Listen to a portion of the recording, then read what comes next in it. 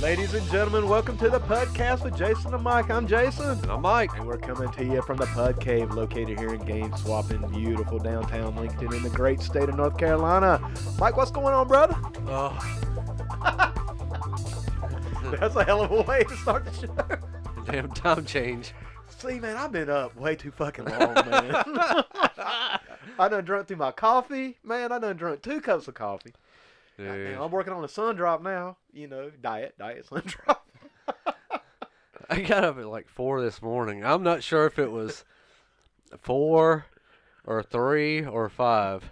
You just know that's I'm just not early, sure. Man. I'm not sure what time it was when I got up. Early as fuck, I can tell you that much, man. And then I wind up going back to sleep, and I get up at, I think, 7. I'm pretty sure it was 7. But it seemed like 9 o'clock. Right, man. So I'm just, yeah. So I'm eating breakfast, and I'm just, kind of waiting around to come here. Hold on, man. Can we take 1 second? Did you hear that shit? What was that? Pudsworth. The watch went off. I was What? Like, shit. God damn it. Hey, quiet that Rolex down. I'm trying to tell a story. Damn it, Pudsworth. It's bad enough you got to show up in your tux every day. I mean, now you got to be showing off your Rolex. Jesus. What was it? What was that alarm? What was that for? 10 o'clock? Yeah, Because we're starting at 10 o'clock? 10 o'clock. All right, well, Well, I it mean, says 11 for some reason. all right, we're a little early. It says Time 11 because change. you ain't set it back yet, man. Did it say 11? You on England time? Puddingham time, man. Oh, my God. But let's introduce him, man. Puddingham, England's very own Sir Ian Pudsworth is in the house. Sorry for interrupting you, brother. Oh, I just heard man. that guy. I'm like, what the fuck? What was that? You tell me trying to wrap it up? Yeah. Pudsworth's like, look, motherfuckers, I ain't got all day. Y'all need to get on this shit. All right, so anyway, I'm eating breakfast, man, trying to figure, I don't know what's going on. I was just sitting there like, what day is it? What time is it? What's going on? Just waiting here. It seems like forever that we're going to get here. It's like, oh, my God, it's 7:30. What am I going to do in between that time? Brother, that was me. And you know what's funny is I actually slept in. I slept an hour later than usual, Right. which actually set me to the original Is it time. Is it really late?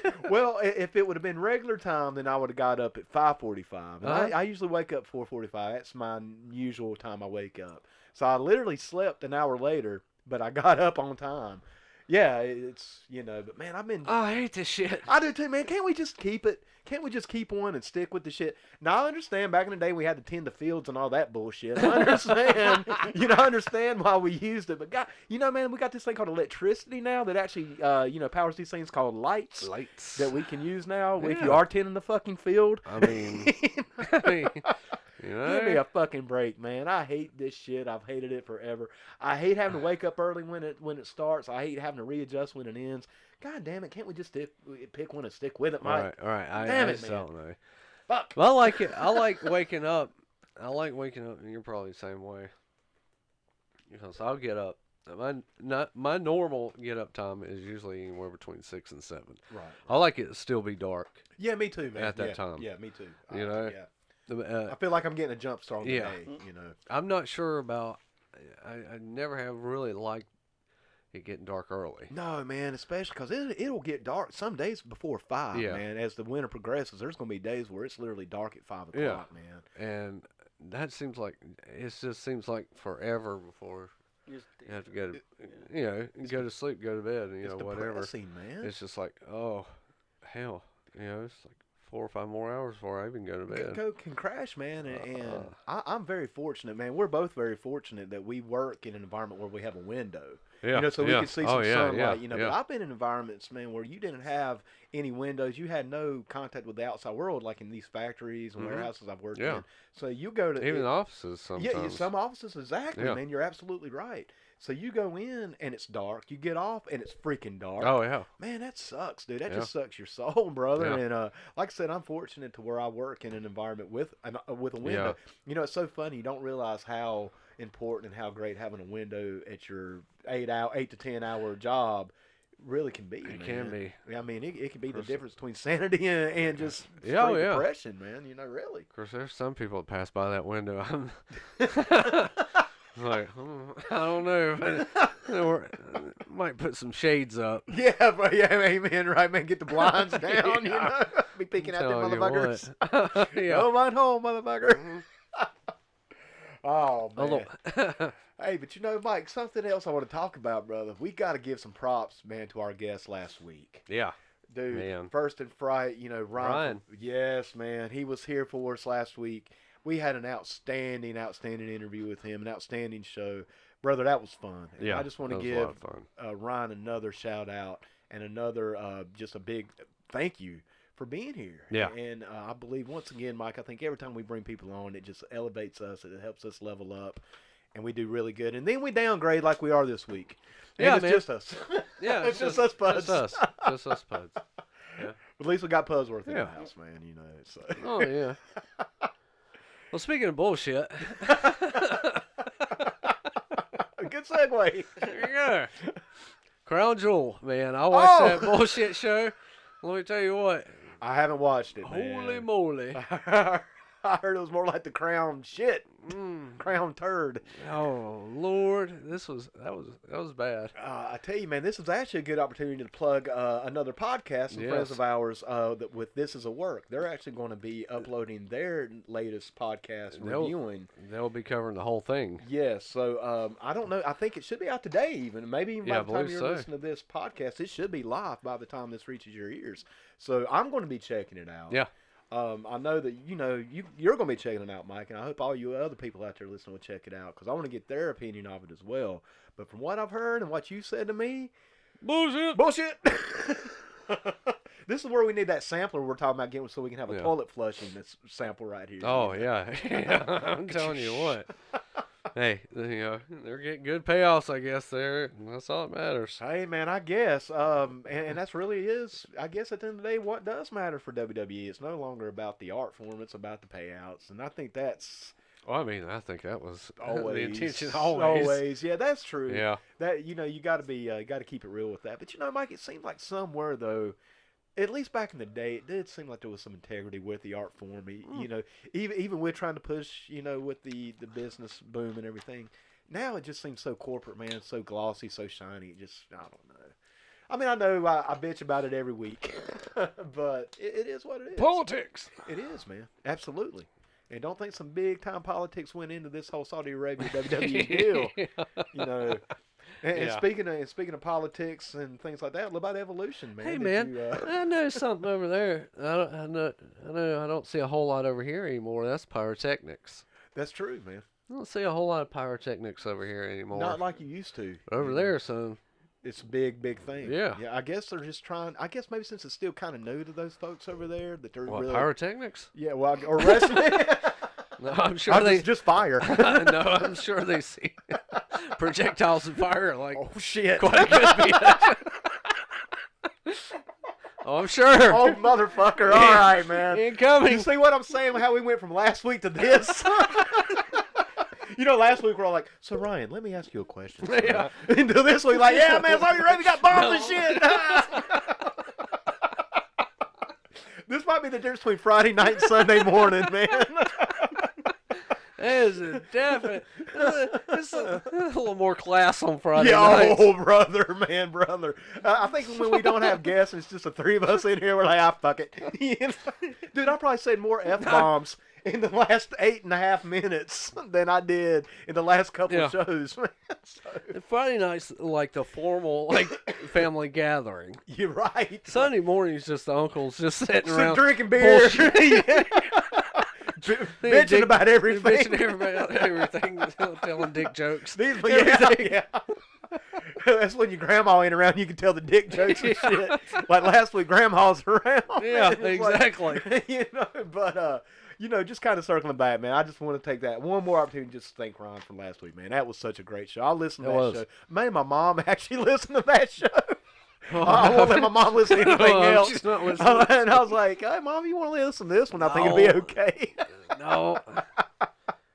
But let me ask you, man, did you check out Evolution, the most important pay-per-view ever? Oh, I did. I did.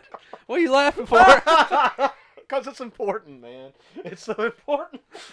Why are you laughing every time? Stephanie McMahon had Why a you tweet. laugh every time you say that? I don't know, man. It's just, I mean, I believe it. I believe it with all my heart. It was so important, man. Gets you tickled.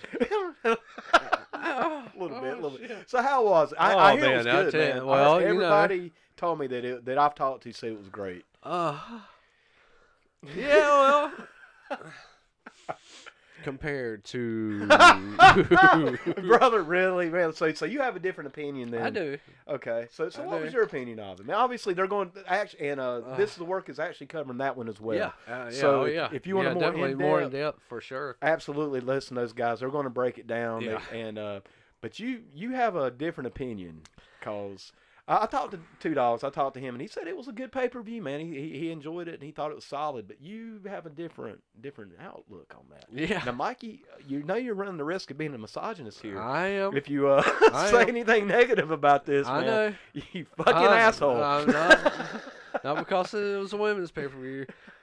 Because, like I said, Crown Jewel was all male pay-per-view. Because apparently the women can't be over there. Yeah. They get wrestle at all. but they get a pay-per-view. Yeah. Hey. Which is cool. I mean, that's a good little trade out. I guess. No, it's not. It's a bullshit. No, it's not. It's not. Is it? It's not. a bullshit. It's fucking pandering, man. Yep. It's fucking pandering. That's exactly what it is. But I didn't think it was. I didn't think it ran along the lines of the Crown Jewel pay-per-view. really, I just didn't think it was good at all. my whole thing with this, dude, and I will say, I think they do have a good women's division. What little bit I watched, Mike, you gotta remember, man, I'm talking a lot out of my ass because I don't watch it, so I gotta keep myself in check. I get a lot of my opinions for WWE from you and David, Right. from Two Dogs, man. Yeah. You're the two main guys, cause me and you tend to be a little bit more pragmatic about it, where I think Dog's a little bit more optimistic about it. So it's a good balance for me to hear it.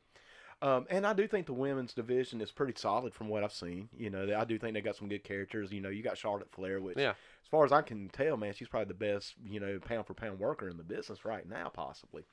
But the one thing, man, that I really don't like about this thing is nobody's talking about the other pay-per-views that came out before this that had all women in it. Right.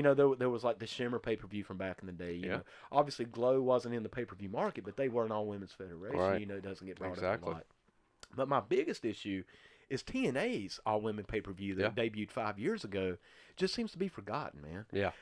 This pay-per-view was because their women's division was strong. Yeah. It was popular. Yes, it was. I was watching it every week. I didn't even watch it for the men. I watched it for Old Dirty Bitch. I watched it for Awesome She Kong, was so man. awesome. God, Oh man, she was awesome. she was Dude. bad as hell, man. Oh, I mean, she was the female Stone Cold Steve Austin. Yes, she was. You had her in there against Awesome Kong, who was awesome. Yeah. No pun intended. Yeah. She was No, badass, she was- man. yeah. You had, Gail Kim, you had Mickey James, you had Victoria, and you had the beautiful people. Yeah. I mean, man, this was a solid, roster of all women wrestling, and TNA took a risk on them 5 years ago. They didn't have their own network, Mikey Payne. This was a very risky venture for them. Yeah. They believed in their women so much that they did this. It didn't get over like it probably should have. Right. Once again, I think bad booking, Ahead of bad its management. time. It was ahead of its time. Yeah. But that, to me, is so much more important than Evolution, because this wasn't pandering. This was hey, sorry y'all couldn't go to Saudi Arabia. Here's a pay-per-view. Yeah. That we're not going to That's lose anything exactly on what it was. because it's on I'm our telling you. freaking network. Yeah. But everybody forgets that. Yep. And TNA, even though they're not at the level of WWE, never has been and never will be, they're still a national recognized company. Yes. They still have national television. They still have major names. You had Booker T. You had Hulk Hogan and Rob Van Dam, man. You had all these people that have been in and out of TNA. So I think in other words, it almost feels a little like a WWE whitewash. Yeah. We're just going to wash away all the history. We're going to wash away how this other federation tried to put their women over Right. 5 years ago for no other reason but because it was that strong. Yeah. And now we're kind of like, well, now this is the most important. That's why I laugh, man. Yeah. Oh, Every yeah, time I yeah. see somebody or something like Yeah. Stephanie Mann's tweets or the echo chamber Right. that I see that comes from those tweets Yeah. saying how this is the most important pay-per-view, I get a little aggravated because I love wrestling so much. Right. And I've never looked at women's wrestling, men's wrestling. I just look at wrestling. Yeah. I've always said Trish Stratus is one of the greatest of all times. Yes. In any division. Yes. I've always said, man, that TNA's women's division, 6-7 years ago, was the most solid division or roster that you had other than maybe WWE Attitude Era. Right. Overall, Yeah. man.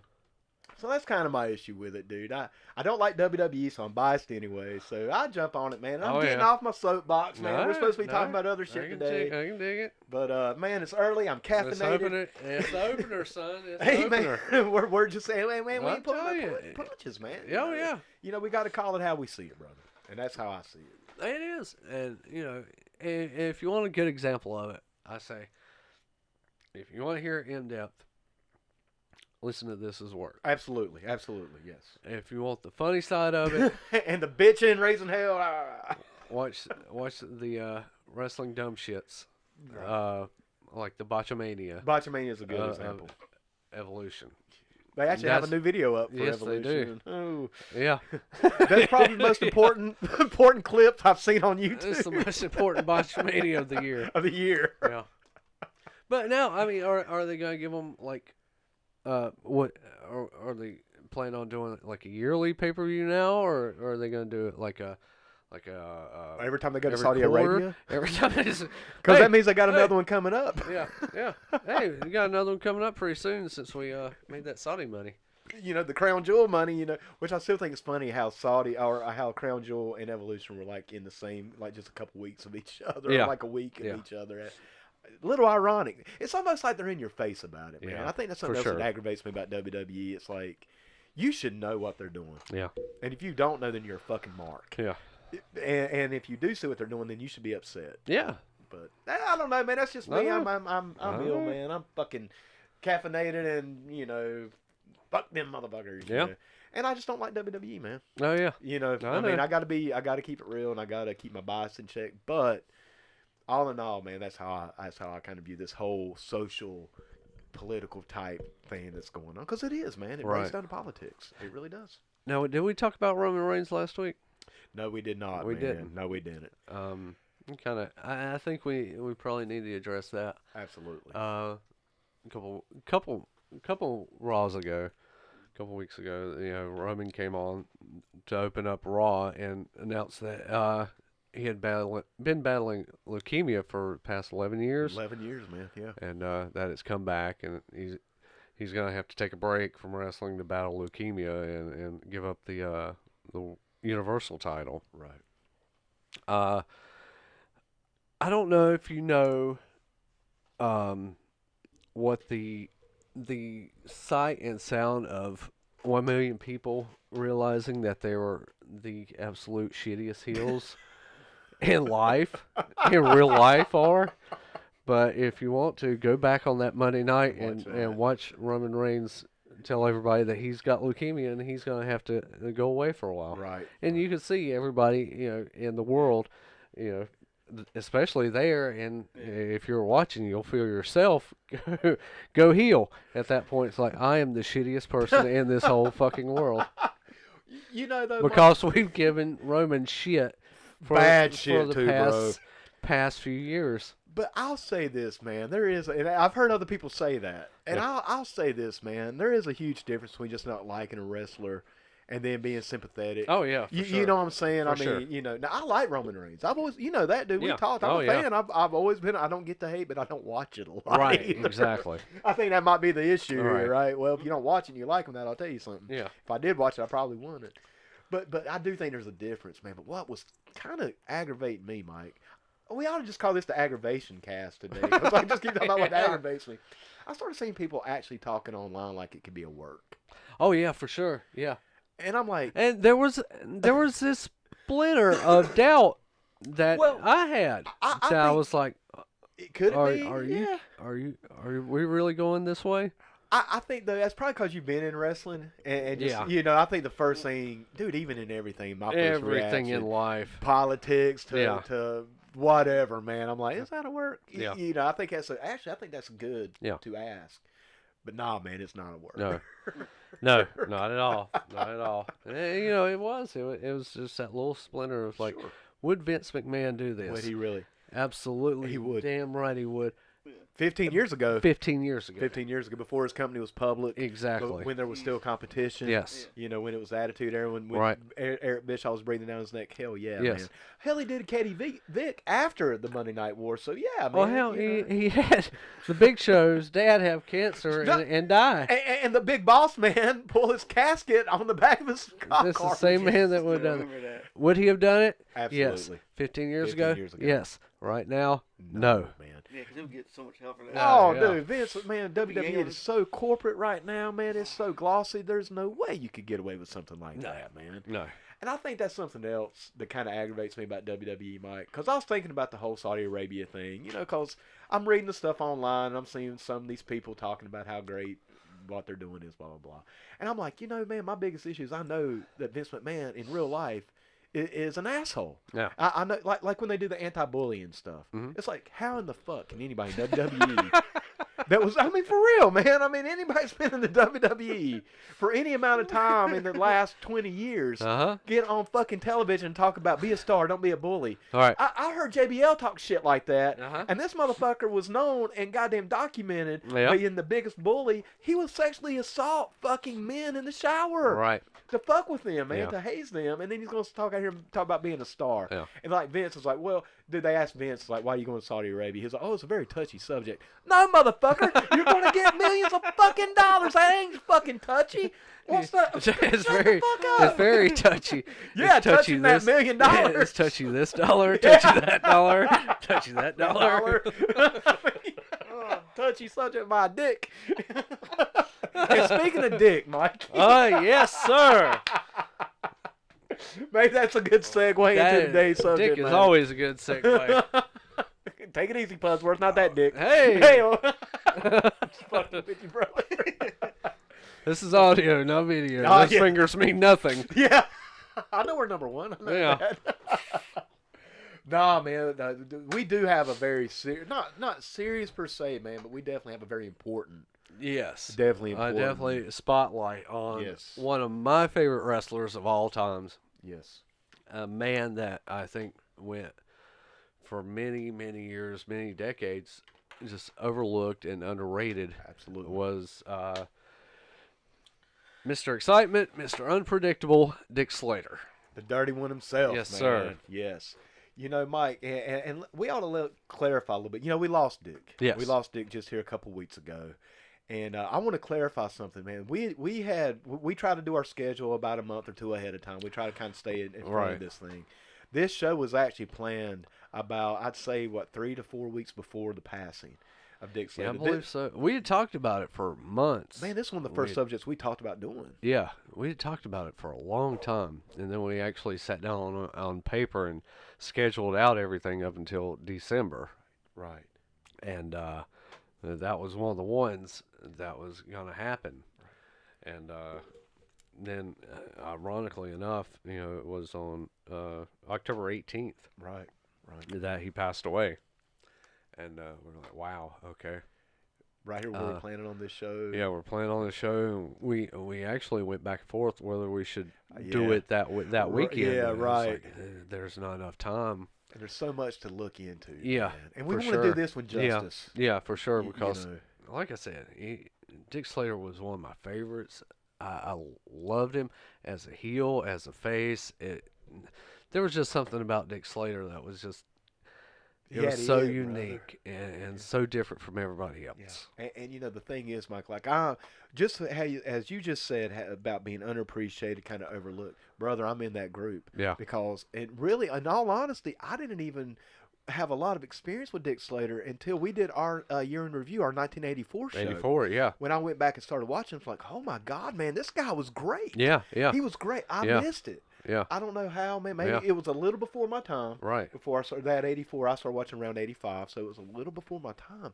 Mike, just what I saw, I cannot wait to do this spotlight. In fact, this is our first spotlight show. Yeah, And, yeah, and definitely. we planned on this. Yeah, yeah. This is something we planned on months ago, man. Right. Even really when we first started doing the podcast in general. Yeah. We're like, we're got to do a spotlight on Dick Slater, Yes. and we're like, that'll be our first one. Yeah, if you want to go back to that episode, the Crockett years, 1984, we covered a lot of Dick Slater Yes. because 1984 was was important for Dick Slater as a wrestler, but it was also important for Crockett Yes. to have Dick Slater Absolutely. in their company. Absolutely. I'll get into that later too, but we get into a lot of in-depth stuff with Dick Slater around that time. Right. And, you know, Mike, one thing, you know, like, yeah, I know I've brought this up in the past, man. You know, like when we did our Warren Zevon show, we brought in Wayne Sisk. Yes. When we did our conspiracy theory show, we brought in the Reverend Doctor. You know, Right. obviously, when we did our paranormal show, obviously, man, we brought in Ron Burleson from First in Fright.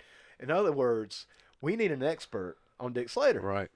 Who better than Mike Payne, Yeah. brother? Once again, thank God for you, Mike, because I Yeah. was thinking about that on the way over here. Because just like with the horror movies, you're the expert, man. Yeah. You know, dude, if this was the podcast or the podcast with Jason, it would be me just sitting around like, well, I don't know shit. I don't know. I don't know what to say, man. I could get Pudsworth in here, and I'm like, hey, Pudsworth, look up shit on the internet for me. Well, Because I wouldn't know anything. well, I tell you what, if there's anybody that knows Dick, it's me. It's going to be. So I knew it was going to. God damn it, I knew it. I fucking knew it, man. I called it last week, dude. There's going to be so many dick jokes in this fucking thing. But nah, Mike, I know, man, that you are very informed on Dick Slater. You're a fan, brother. yeah, You're a huge fan. And I can't think of anybody better to do a show on Dick Slater than you. Because, man, I don't know anything. I'm here with open ears, open heart. And I'm ready to learn about Dick Slater, man. I did not do any prep. I act like I'm doing that for the show, but I'm really just lazy as fuck, Right. and I don't want to do anything. No, But I really didn't, man. I want to come in here open, you know, Right. clean slate. Yeah. Slater. Slater. Hey. There you go. Well, Puzzler's just over here shaking his head at us, man. He's He's like, just- God damn, you fucking God dang it. What'd I get into this Yeah, I know, morning? right? They don't pay me enough for this shit. But no, Dick Slater was born Richard Van Slater on May 19th, 1951. So it's his real name. I Yes, mean, it's that, his real I mean, name. that was pretty much it. That was Yeah. cut and dry. That was who he was. That's him, yeah. Let's see. I know he started around late 60s, early 70s. He was playing in Florida, playing football in Florida, and at the University of Florida. In football. Now, he was playing football. Some of his teammates were Paul Orndorff, Okay. who played there, and let's see, what the big guy's name? We can get Puzzler. John. John Studd? No, not John Studd. He went on to play for the Dolphins. John Matuzik. Oh, I don't know who that is. Yeah, he was a super huge football player. Okay. Really famous. So you had And- Dick Slater, Paul Orndorff on the same team? Yes. Jesus Yeah. Christ. Yeah. I'd hate to have to play them, Yeah. brother, you know. And Dick was supposed to play for the Miami Dolphins. Right. But he gone to school with Mike Graham also Okay. and wrestled amateur. And Mike asked him if he wanted to become a professional wrestler. Right. And Dick wound up deciding to wrestle instead of going to the Miami Dolphins. Okay. That's a big move. Yeah, and I was going to say, man, you don't hear that a lot. No. You know, usually a lot of No. the football players Right. usually get injured Yeah. or, you know, something along those lines. Right. So to have somebody choose to actually go into wrestling first, man, that's not, Yeah. that's not very, That's kind of rare. rare. Yeah, Yeah. it's very rare, yes. But here, all right. So this is early 70s. So he breaks in down in Florida, owned by Eddie Graham. I'm gonna take a wild guess at who his trainers were. God, let's see, man. If it was down in Florida, would Dusty? No, Okay, it's probably a little before Dusty, wouldn't it? It'd be a little before Dusty's time, possibly. Dusty was probably still AWA? in AWA. Yeah, with Dick Murdoch Yeah. probably around this time. Yeah, more than likely. Let's see, man. Well, would Eddie Graham? Eddie, no, Eddie wasn't training at that point. Okay, okay, So you had Jack Brisco, okay. Who? damn world champion. Absolutely, absolutely. Bob Roop, Who was no joke, man. no fucking joke. Anybody- that knew anything about them getting trained down in the snake pit Bob Roop. in Florida, Bob Roop was he was the killer. Yeah, I would suggest anybody out there listening who's not familiar with who he is, look up some of his stuff on YouTube. Look at some shoot interviews with other guys and see what he did. Yeah. He would hook these guys, man. He would stretch these guys. He Break them. He would break them, literally break them. Yeah. He was mean as hell, man. Yeah. He was bad as hell. And he also got a lot of workers, man. And he got a lot of people in the business. Sure did. And kept a lot of motherfuckers out. I think that's just as important, if not more important, is the people that he kept out of the business. Yeah. Oh, yeah, other for than the sure. ones that came into the business. Yeah. Who knows who didn't get through him? Exactly. But God Almighty, man, he was badass. Yeah. He was a badass. Yes, sir. Tough guy, just legit. Another one, Hiro Matsuda. Who broke Hulk Hogan's leg? I mean, that once another guy, man, who was the real deal. Yep. I mean, these were. I don't know if people. I know a lot of our fans are probably old school wrestling fans too. I would assume. Yeah. But if you are out there listening to us and you don't understand how old school or how some of these old school guys were, man, they were real. They were the real deal. They were mean as hell. Yes. You remember Matsuda would break your leg. He broke Hulk Hogan's leg. Yeah. Twice. Twice. You got Bob Roop, who would break every other bone in your Yeah. body several times Yeah. over. I mean, you had the Briscoes, same Yeah. thing, man. These guys are tough. They were world champions, Yeah. so. And one last guy, Bill Watts. Oh, Jesus. Yeah. We just went Yeah. all these badasses. Yeah. And he's probably the Hookers. king. Hookers, stretchers, Oh, all of God, them. man. You know? Mean, just they all had that tough guy mentality. Yeah. Of like, we'll kill you. Yeah. I mean, but they protected the business. Oh, for sure. Thank God. Thank God. So he actually, and the story is, I'd heard this story from Ric Flair on one of his interviews and shows talking about Dick Slater. You know how we would talk about Roop and some of the guys. Jack wasn't involved. Jack didn't have a whole lot to do with it. He was just the basics. He wasn't into the hurting or the stretching or anything like that. Got you. He just show you the holds. Roop was one of the ones, one of the bigger ones that would do it. Watts would.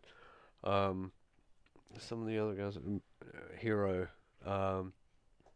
But what the story that Flair tells is that when Dick got in there and Roop had tried to do to him what he had done to everybody else, Dick put Bob Roop cold on the mat. Really? And that pretty well ended the snake pit. And that got him in the door too, I'm Yeah. sure. So Dick Slater ended Yeah. that. He's the one that took Bob Roop kind of out of the equation. I never knew that, Mike. He was still there. I He did was not still know doing, he was still there, I know, training and stuff like that, but it kind of took the steam out. Yeah. Kind of took the fire out of the old engine, Yeah. pretty much. I never knew that, man. Yeah. That another testament to who Dick Tough. Slater was, man. Tough. He was just, and he knew what he was Yeah. doing. He was a wrestler. He was an Yeah. amateur wrestler. Yeah. Because the way I understand it, Mike, and correct me if I'm wrong, but Bob Roop's greatest asset was his amateur wrestling Yes. skills. Yeah, Because for he sure. could get you on the ground. Yeah. And just put you in a Yeah. pretzel. Yeah. But you actually had Dick Slater who was like, Yeah. and put him down. Could go too. Right. Just tough. A rookie too, man. So Brand tough. new. Yeah. So tough.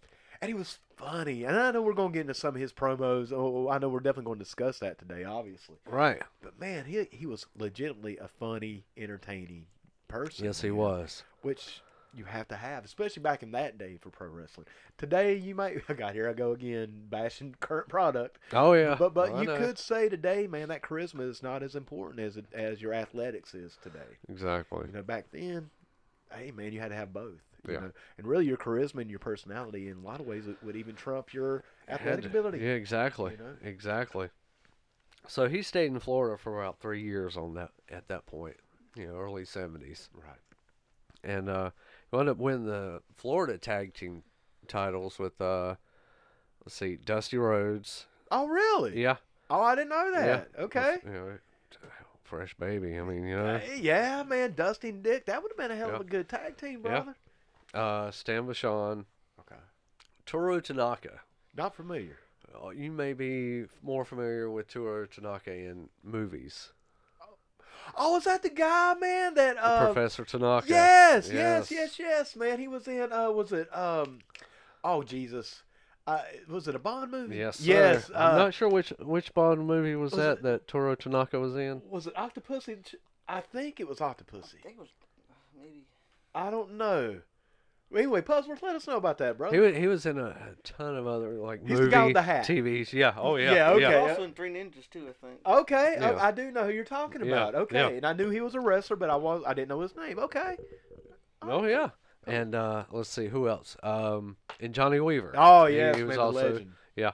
also tag champs with Johnny Weaver. And he also held the Florida TV title down there during that time. Which I didn't even know Florida had their own TV championship. Man. Yeah, I didn't know that. sure did. I didn't know that. Yep. Okay. Then he would move on to Georgia. So this is still Down the there. 70s, I guess. 70s. Yeah, he stayed through. He stayed pretty much with Georgia during that whole run, just running through the 70s. Okay. With Ole down there. Right. I think who else was running that? I don't know if Barnett was running that at the time or not. He may have been. I'm not sure. I know Ole definitely still had Yeah. a part in it. I know he was still very much in control of Georgia at that time. Yeah. So he was working, with guys like Pat Patterson, Ray Stevens. Just, Talk about a great tag team, too, man. Oh, Those yeah, guys, for sure. Jesus, man. The Andersons. This is Gene and Ole, correct? Yeah, Gene and Ole. This was basically he met up with Bob Orton Jr. down there. Okay. Now I remember. And they would become, really tight. Yeah, right, man. Yeah. Right. Because what little bit of Dick Slater I was familiar with, I always remember him and Bob Orton would be like a team. They was kind of teamed up, clicked up. Yeah, exactly. And, of course, Georgia kind of worked with Florida and Missouri and Crockett's and everybody else. Kind of the good old days where they would do some talent, talent cross promotion, some talent exchanges, stuff like that. Yeah. Keep things fresh. Exactly. Right. And he would go on to actually win the Missouri heavyweight title, which was a big deal at that time. At that time, right. Because if you were winning the Missouri title, you were pretty much in line to go for that that U.S. title. No, you were in line to go for the world, really? NWA world title. When they would come to your territory. That was always a stepping stone I see. for the Missouri title. Like guys like Harley, of course, had it. Flair had it one time. David Von Erich, Kerry. Oh wow, man! I wasn't aware. That was that kind of lineage. Yeah, that was the title. It's almost like the U.S. title was for Crockett. Right. It was like, I see. Okay, Yeah. I got you. And it's kind of hard for me to remember, man. A lot of these secondary titles were territory based. Right. You know, it's like when you think of the U.S. title, that was for the whole United States. No, man, that was for it was the Carolina. It was almost the Mid-Atlantic Championship. It was just a step above it, really. Yeah. Because it was still very territorial. Exactly. In other words, your U.S. champion didn't go to every territory to defend that title. Right. It's like your Missouri champion didn't do that, or your Florida champion didn't do that. Only the world's champion did that. Yeah. Harley, and then of course Flair. These guys. Yeah, exactly. What was It it? was Odd Job and Goldfinger. Goldfinger. Odd Job. And that was Damn. Goldfinger. That's right. Yeah. Hell, I remember that, man. I Jason know. Finger, Goldfinger. But, hey. Damn.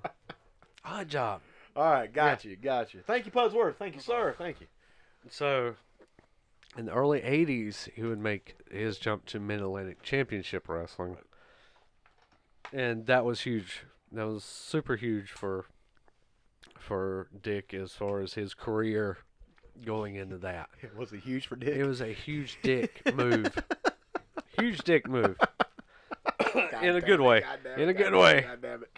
But no, I knew it. it was coming. You knew It it was coming. Hey. What are you shaking your head over there for? God damn it, Pudsworth. Quit judging us. Listen. Just because you got a tuxedo on doesn't mean you can just silently judge us. Yeah, exactly. But no, he would come in straight heel, man, in '83. He'd had his bouts where, his baby and kind of switch it up. Yeah, switching it up a little bit, but, in each territory. But came in straight heel, man. He was going straight for Piper. Right.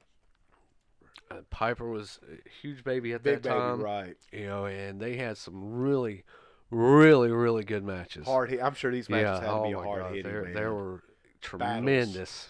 Just battles. Great stuff. But then again, Orton was brought in, and him and Orton, you know, the big Orton turn on Flair. Right. You know, where they collected the the bounty. money. Yeah, right. For Harley, Yeah. correct? Yeah, right. Take the damn Take money. the damn money. Take the damn money. But that was hot, man. Oh, that was super huge. That was so hot, man. God. That was white hot. Yeah. And let's see. I'm trying to remember. Okay, so that leads into Starrcade '83. You know, where it's him and Orton against Mark Youngblood and Wahoo Right. in that match, which was a fantastic, Really good match. Telling you what, these two, him and Orton Jr. They were something else together. They had it, you know. And I think they would have went on to be one of the best tag teams had Orton not made that jump over to the WWF. Yeah.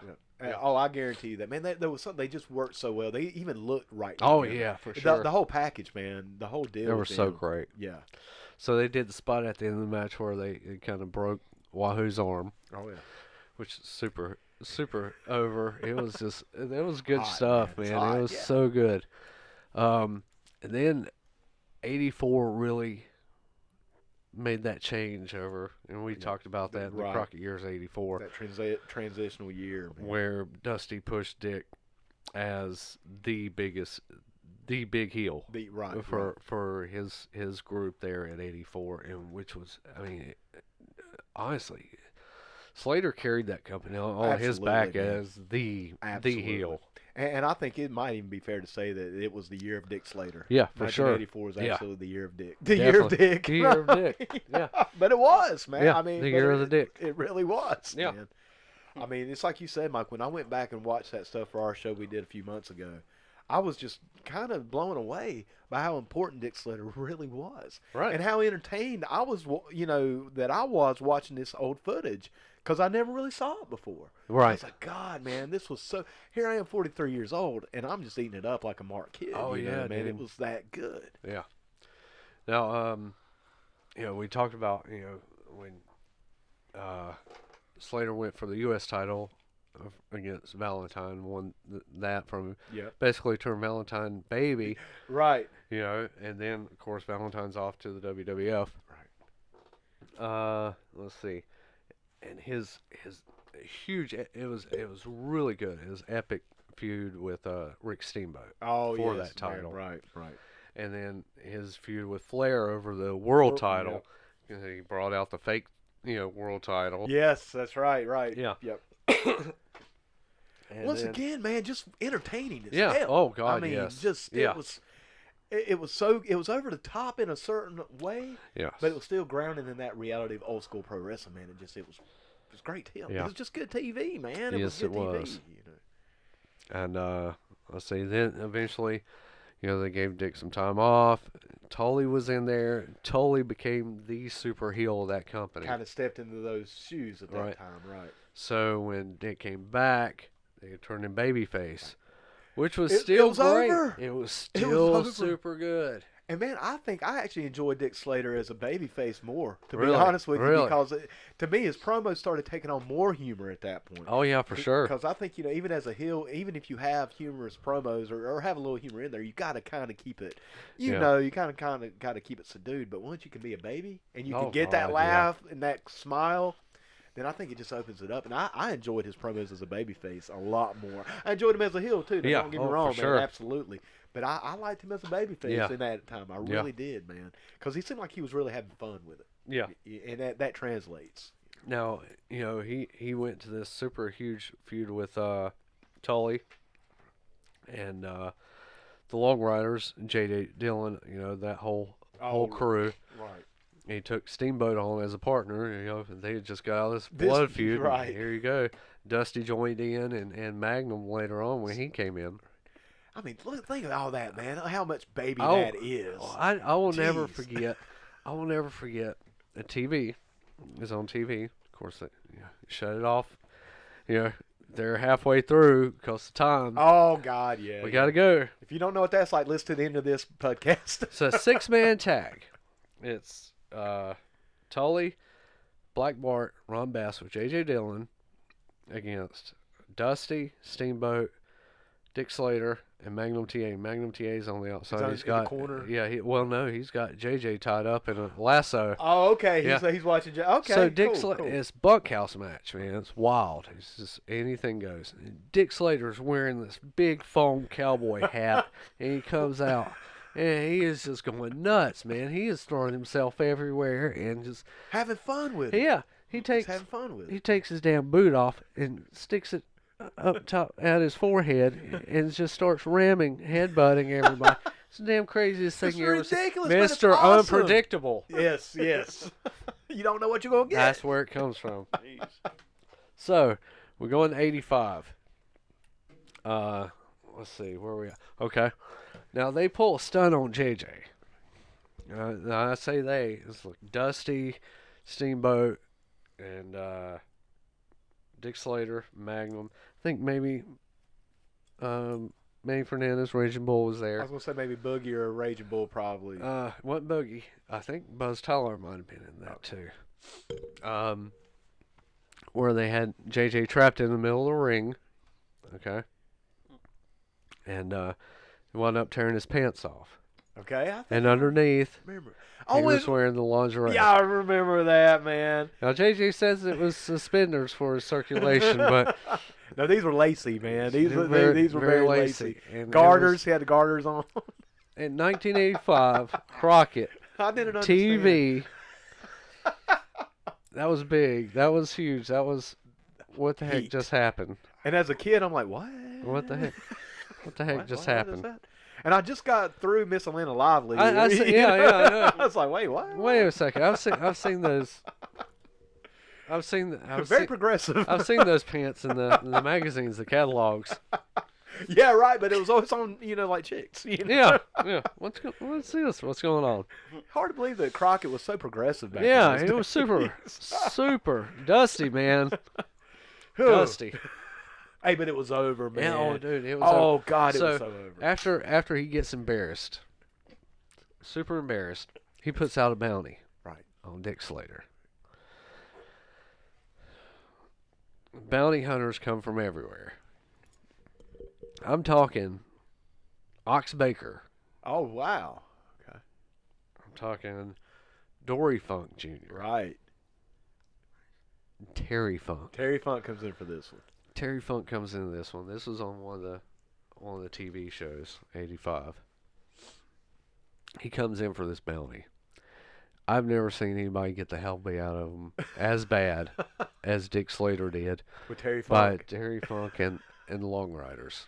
Really? I don't remember this. I man. thought Terry Funk was going to kill him. Killing for real. Yeah. Just two hard-hitting Yeah. guys, man. And the whole baby locker room emptied. Dusty, Magnum, Bull, everybody. And they're trying to beat Terry Funk off of Dick Slater, and he will not let him go. Will not let him go. He's screaming and hollering. It's crazy Terry Funk, man. Yeah, and He's it's calling him a pig. Oh, my God. It is the craziest thing. You've got to see egg-sucking this. dog. Egg-sucking pig. Oh, it was good stuff. It was really good stuff.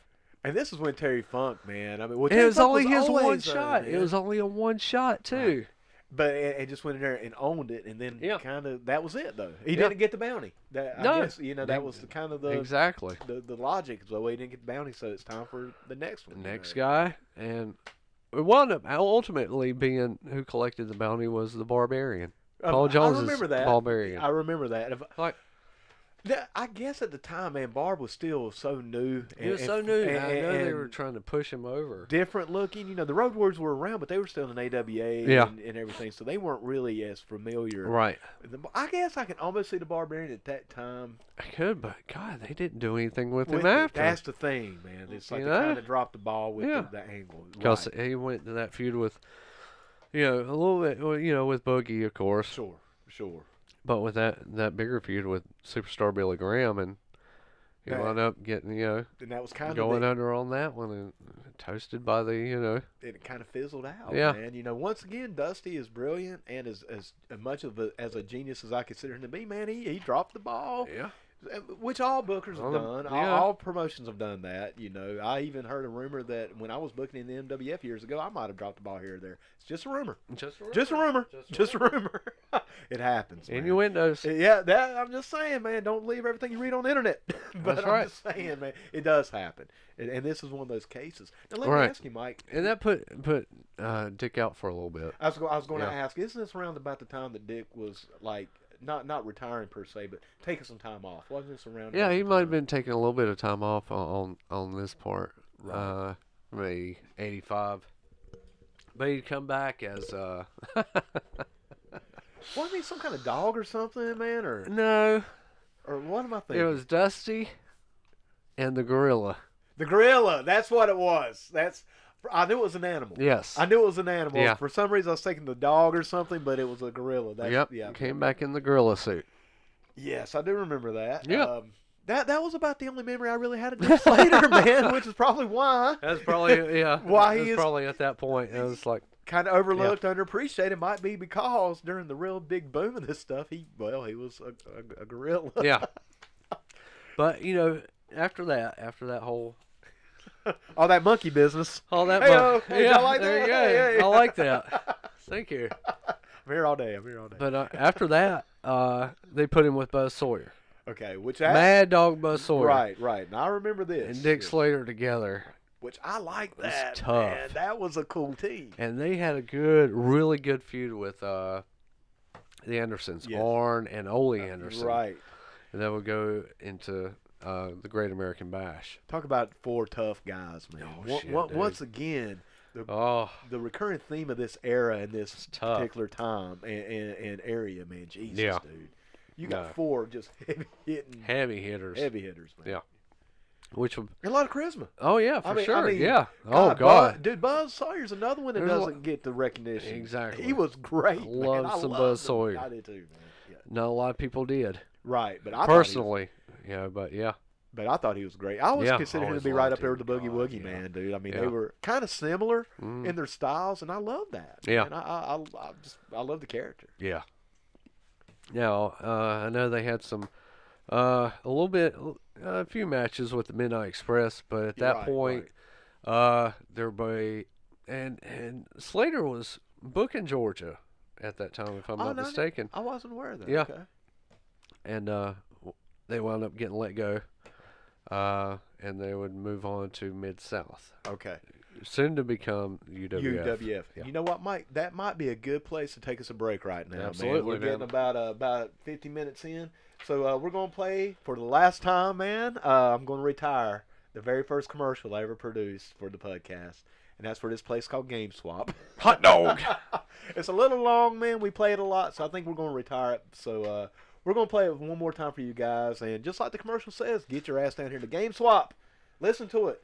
But hopefully, within the next couple weeks, we're going to have a brand new commercial for you, man. Yes. So, anyway, y'all don't go nowhere. We'll be right back. What's up, Puds? This is Jason from the PUDcast with Jason and Mike. And I want to take this opportunity to talk to y'all about GameSwap, located at 112 Northeast Court Square, right here in beautiful downtown Lincoln, North Carolina. Whether you're looking for the best new games and consoles, or you're more of a retro guy like me, GameSwap has you covered. People, I'm talking everything from Atari, Nintendo, Super Nintendo, Sega, PlayStation, Xbox. Hey, there's even systems I've never even heard of before. So if you're a hobbyist, a hardcore gamer, or a collector, GameSwap is the only place to go. And maybe video games isn't your thing. Well, that's cool too, because GameSwap is much more than just a game store. They also carry a vast selection of comic books, toys, t-shirts, and all sorts of collectibles spanning all aspects of pop culture, from science fiction, action, adventure, TV, horror, and all points in between. You really just have to see it to believe it. So what are you waiting for? Get on down here to GameSwap and see it for yourself, and tell them that the Pud sent you. All right, we're back. Once again, I hope you guys enjoyed that commercial, cause that'd be the last time you hear it. Yeah, man. It drags on a little long, Mike. It goes a little long, man. We'll make the meme swap commercial next. Yeah, amen, brother. Amen. We'll flip it up a little bit. So we'll swap some memes in here. Oh yeah, man, absolutely. Yeah. Absolutely. So, Mike, man, we left off with Dirty Dick Slater going into Mid-South, which will soon be known as the UWF. Yes. And over there, it was the same treatment with him as Dusty had done in '84. into that 86 era, Slater was super huge. Right. He goes in straight in and picks up that North American title. But he also brings a valet with him. Okay.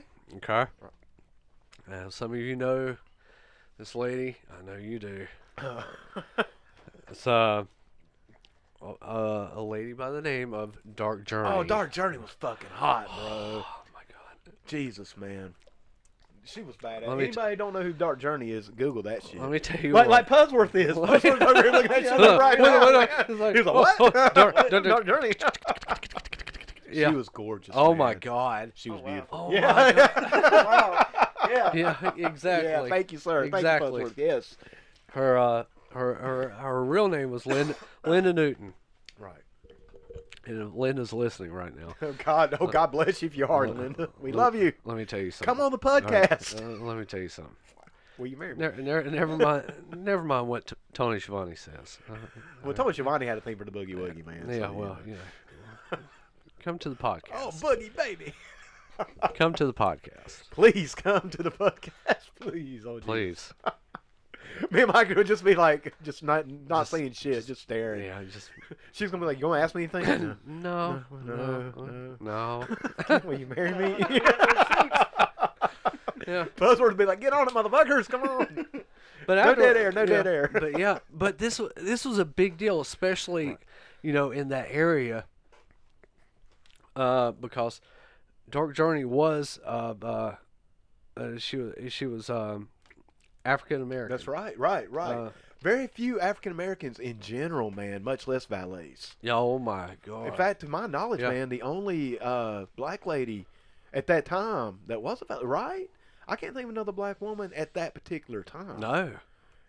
And yeah, man, and you're right, bro. That was a big deal. Yeah. I mean, it was a huge deal. Yeah, that was a big deal, definitely for that time. Absolutely. So Slater not only getting his heat, getting that heat on top, top of, of that, was man, yes. super heat. Because there was an interracial element to that. Absolutely. Hell, I didn't even think about that till we were Yeah. talking about it. I'm like, whoa, wait, Yeah. man. And they Black were chick, white legitimate. dude, They you were know? legitimately. Oh, I didn't. Yeah, They were together. I absolutely. didn't know that. I didn't know that Absolutely, they either. were. Once Yeah. again, the gimmick in real Lucky, life. lucky dick. God, no, fucking goddamn dick. He is a dick. Lucky man. dick. No disrespect, but goddamn it, dick. That's straight up hating, bro. We just straight up hating now, man. Yeah. This is Oh hating. yeah. Hating 101. I can't man. even hate. Dude, I can't. I man. can't. I can't. I got to I cannot. congratulate, Yeah. man. God bless. Yeah. you. God, don't hate, congratulate, man. Elevate. And elevate. Hell yeah, man. And can I go on a date? Dark Yes. Journey? No. And you know what? And I think she's what? I want to say she's in her 60s now. Probably by Yeah. 61. Hey, 61. thank you, bro. There you go, Man, the legend. dude. Still. Pudsworth is Still. on this shit, man. Still hot as hell. Kind of like Baby Doll, man. Baby Doll's still know. hot. I know. I follow her on Twitter and I'm like, Jesus. I know. Come to the podcast. Come on the podcast. Come to the podcast. Please. We're not trying to be weird. No, I ain't trying. We're not weird. We are weird. We ain't trying. We're not weird. We're achieving We're not that weird. shit, We're man. not weird. We ain't trying Yeah. nothing, man. No. All professional. Yeah. Absolutely. Absolutely.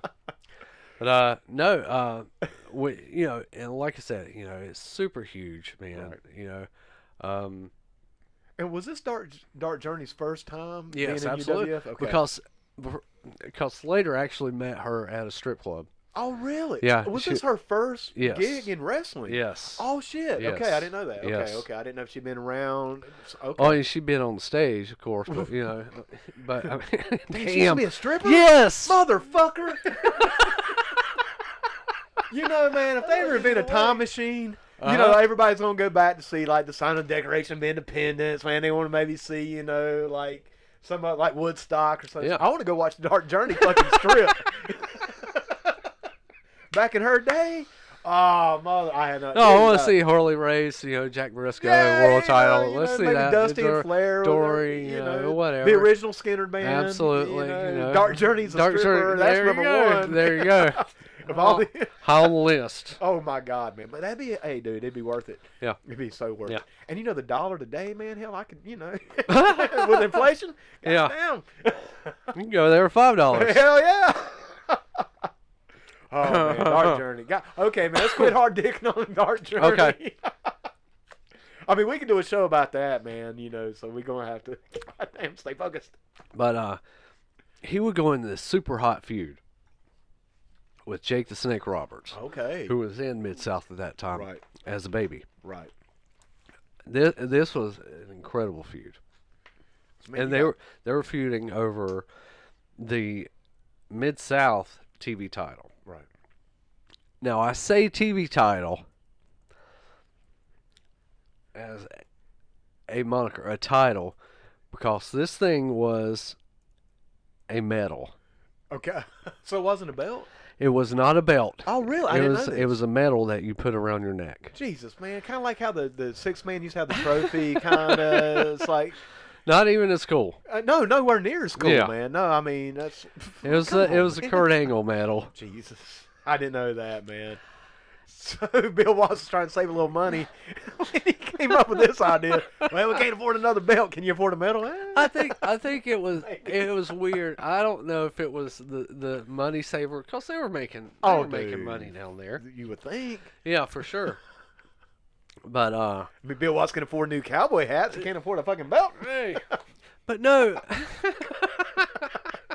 You get that big house with the pool. Yeah.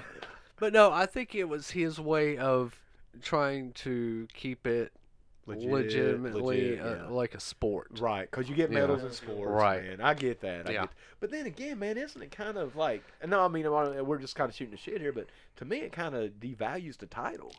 Here you got like Yeah. a huge belt Uh-huh. that's, worth all this money. Then you have just a small, like piece of gold Yeah. or silver or whatever it was. Which, made of, that North American title was huge. Right. Now, that thing was super huge. So I mean, it was as big as the big gold. See, to me, man, having those belts, the psychology as a kid watching this stuff, and even obvious as an adult, was these belts were valuable. Right. If for you, sure. If you held a belt, you were holding on to $5, $10, maybe even $20,000. I think the big gold belt was legitimately valued at around $20,000, and it Yeah. was legit. Yeah. 10 pounds of Yeah. gold, Yeah. like the original NWA. That's a lot of money, Yeah. and that was part of it. But now it's like, well, here's a fucking medal. Here's the medal. Thanks. Here you man. go. It's Now, that brings me to that interesting like a spot. spelling bee or something. It brings me to that interesting spot. It is like a damn medal. Spelling bee. I wouldn't know. It is. I mean, I never got any of those. It's but like I field saw day. 'em. Yeah, field day. Thank you, man. Yeah. The motherfucker won the egg race or whatever. Is field day still a thing in school? Do you know that Pudsworth is it? Is it? Okay. Yeah. Is it? Well, hell, Pudsworth ain't been to school in damn. Ah, Man, you damn. 30, how old are you now, brother? 33. 33. Hell, man, you ain't been to fucking school No, but I got forever. nephews that go to. Oh, that's right. Yeah. Okay. Okay. All right. Right. Been trying to call you out, man. Say how old you were on the air here, brother. Pudsworth is exactly 58 years old.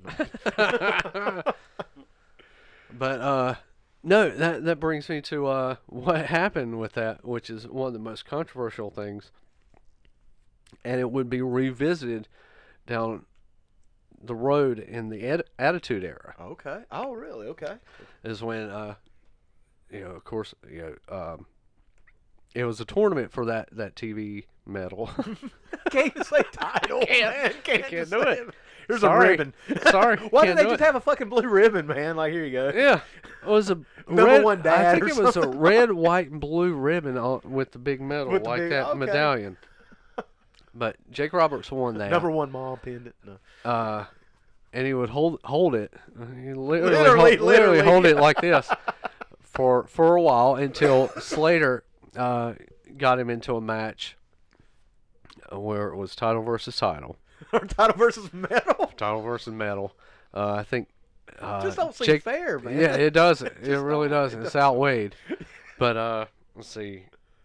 Jake couldn't use the DDT, and Dark Journey couldn't be at ringside. Banned from ring. Okay. Yeah. Oh, okay. Cool little angle, man. I Yeah. like that. Okay. Which led to another great angle where they were going to sign off for the match, and What, the Dick contract? Okay, contract. gotcha. And Dick Slater and Jake Roberts got an altercation in the ring, and Dark Journey had like this bottle of ink. She threw in Roberts' eyes, Oh, so he's okay. blinded. Right. Okay, couldn't see. And he actually winds up grabbing Dark Journey and DDTing her, Oh, and the place went nuts. went fucking nuts. It was incredible. So it goes to the match. Of course, Slater wins the match, so he's got the North American title and the TV medal. And Can't he just clip it to the belt? I mean, you know. yeah, he just wears it around his neck, Like a and around his paperclip, waist. Yeah, yeah. exactly. He just Staple needs that some shit. wristbands, and you know. Duct tape it, Yeah. you know, duct tape it to the belt. You know? Yeah. Velcro that shit. Yeah, He lost. exactly. But no, so they rule. I don't know why they did this, knowing in the match, going into the match, that he couldn't hold both titles. Right.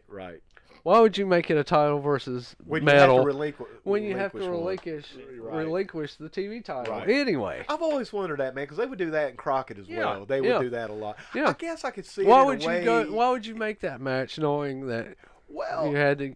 I could see setting up a tournament or something, you know. But obviously, Roberts was going to WWF, Right, Yeah. right, exactly. so he was on his way out. They already knew he was leaving, right.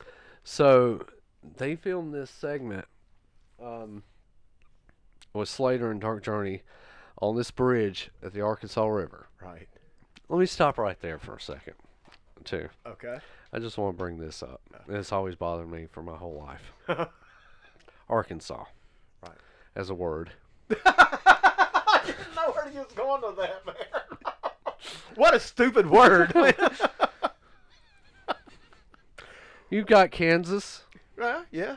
okay? Yeah. Then you got Arkansas. Arkansas, you know. Okay. Yeah. A-R, Inside. Kansas. Yeah. You ever seen the spelling of this? Damn, it is, ain't it? Yes. I never really Yeah. I just never It's thought just about Kansas with With- AR before. I thought I was like, wait a minute. it. Did they get lazy? You just Like- call it Arkansas. I like that, Arkansas. Arkansas. No, that's Arkansas. No, that's Arkansas. Arkansas. I never realized Yes. that, man. I never really thought about it. It's almost like they wanted Alabama and Kansas to come together, so they just made Arkansas. I don't know. That place is shitty. Whoa. Easy, Pudsworth. Okay. Pudsworth's just prejudiced against everywhere that ain't he England. just, he just says, comes right out and says it's a shitty place. Fuck that I just place. said you had a shitty name. I'm just saying, Pudsworth like, fuck that place. It's shit. So he knows, man. He got personal experience, man. So we gonna go with you, brother. I'm with him. It's shit. It sucks. Or can shit. Or can shit. All right, brother. Let's get back on Dick. Wait. What? All right. Oh, So he takes and says in the promo, oh, you know what? Guess what? Since I can't have both titles, I'm going to take this TV title, medal. I'm going to throw it in the Arkansas River. He should have skipped it like a rock. You know? He threw it out. Let's see if this thing floats. And just tosses should. out there. It's a fucking medal. Tosses it out there. It's pretty big, man. That's Yeah, I a know. pretty big Yeah, deal sure. for Right. back then. You know? Right. You're just throwing away a title at that point. Right. Boom. Boom. Done. You know? It's like, look at there. It's not even floating. That's actually pretty good. That doesn't float. Yeah, I mean, I would actually shit if it had floated. Yeah. But no. Just gold plated. Yeah. But, okay, that does away with that medal. Right. Thank God. They actually would get a TV title. An actual belt. Whenever they changed over to UWF. Right. And Terry Taylor held that for a long time. I remember that, man, because that's when they had the buyout. He was still champion at that time. Yeah. And, of course, they changed the North American title to the UWF heavyweight title. Right. But, yeah, he ended up, with that. Had another good feud with Butch Reed, too. Right. And then it was on to the WWF after that. I don't remember him in WWF. Because it was very, very limited. And he would come in as the Rebel. I think Dick I do Slater. remember that. It seems like I do remember Yeah. the Rebel. Wearing, of course, wearing The Rebel flag. the Rebel flag around his neck and blah, bandana, blah. right. Yeah, bandana, all that. And just was not. He was a baby face. I do this remember was- that yeah. badly. And he actually had, a few matches with Jake Roberts and Butch Reed over there as well. Yep, there it There is. you go, Yeah. Puzzler's just pulled up a Big picture for us smiles. here. and Yeah. it was the same Dick Slater. Wait, and at that all. was the WWF, man. They would always Yeah. take it and they would just try to turn it to their own thing. Yeah. It just, sometimes it would work, man, but it seems like 90% of the time it just, especially when you have those old school guys like Dick Slater who already had a reputation, who already had made a name for themselves. They come into the WWF, they try to cartoon it up. Yeah.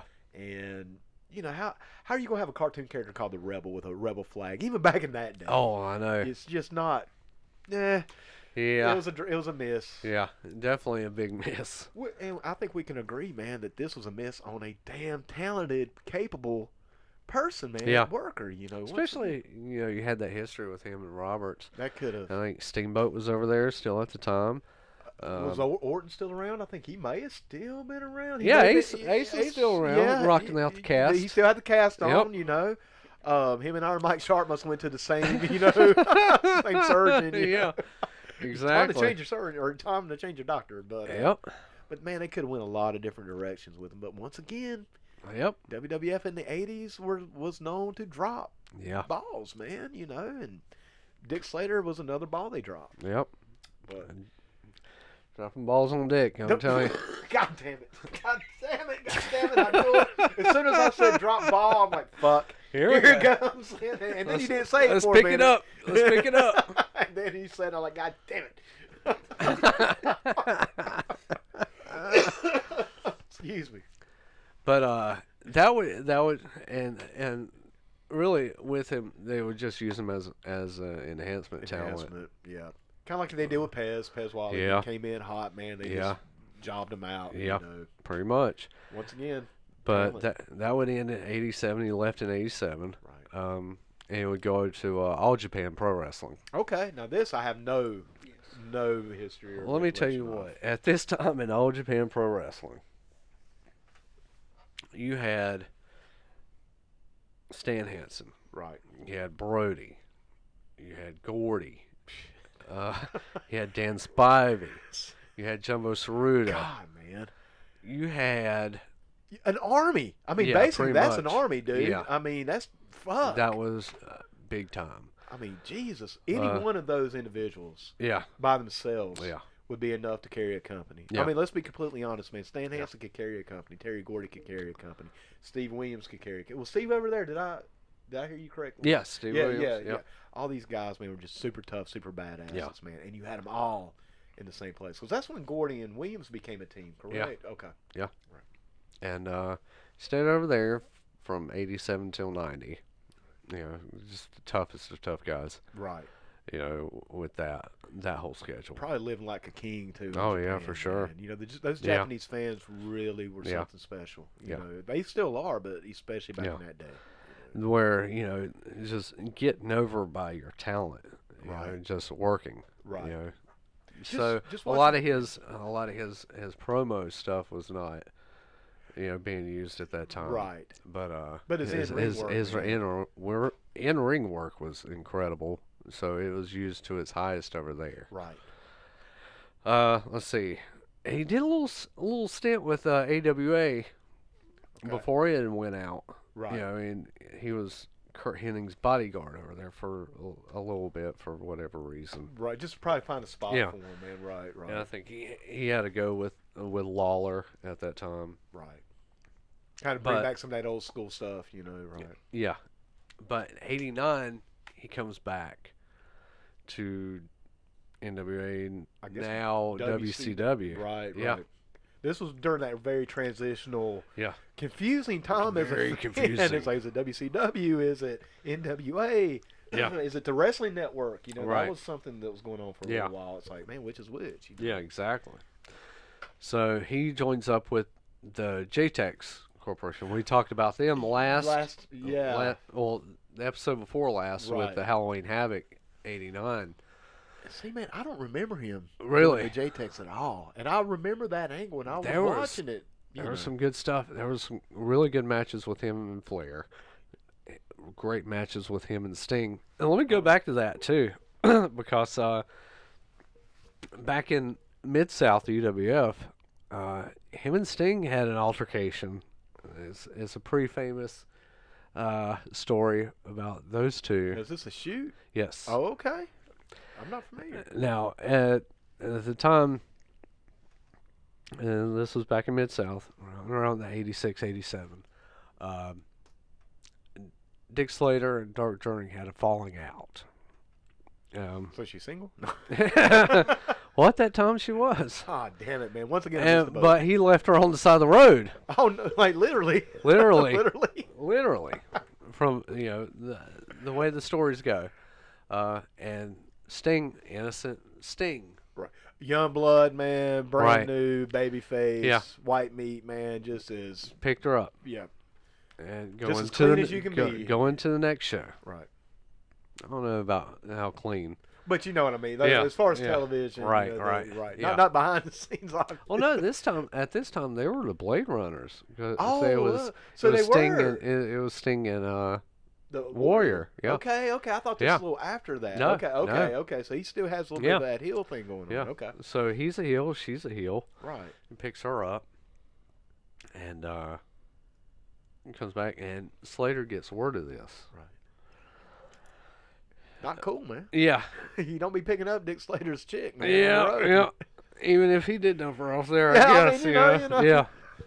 But for whatever reason, it just set off Dick. Just Wasn't horribly. Happening, man. Wasn't happening. he beat the shit out of Sting. I think I do remember hearing this story. And wound up putting his head in the toilet and flushing it. I do remember hearing this Yeah. story. Yes, I do. Yes, Yeah. because this Hey, is legit. This isn't an angle. Cornette tells a story, and Tracy Smothers tells a story. I have heard this. Yeah. Tracy Smothers actually tells the more in-depth story about it, and Cornette was just kind of around and Kind of heard bullet about it. Yeah, points, right.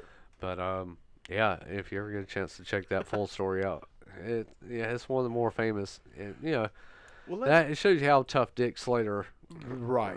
really was. Like legitimately. Yeah. Now, let me ask you, Mike. Did that have any negative repercussions for him? 'Cause, No. Okay. I wasn't No. sure because I know Sting was still up and coming. Yeah. This, None. obviously Sting would become like the flag bearer. Yeah. At some point. So he got away with it. Yeah. Watch this scene like. Well, I'm pretty sure Watts just saw it like boys. Just working it out. Yeah. Just working it out. Yeah. And Bill Watts being who he is, it's the Right. way Bill would want it to be worked out.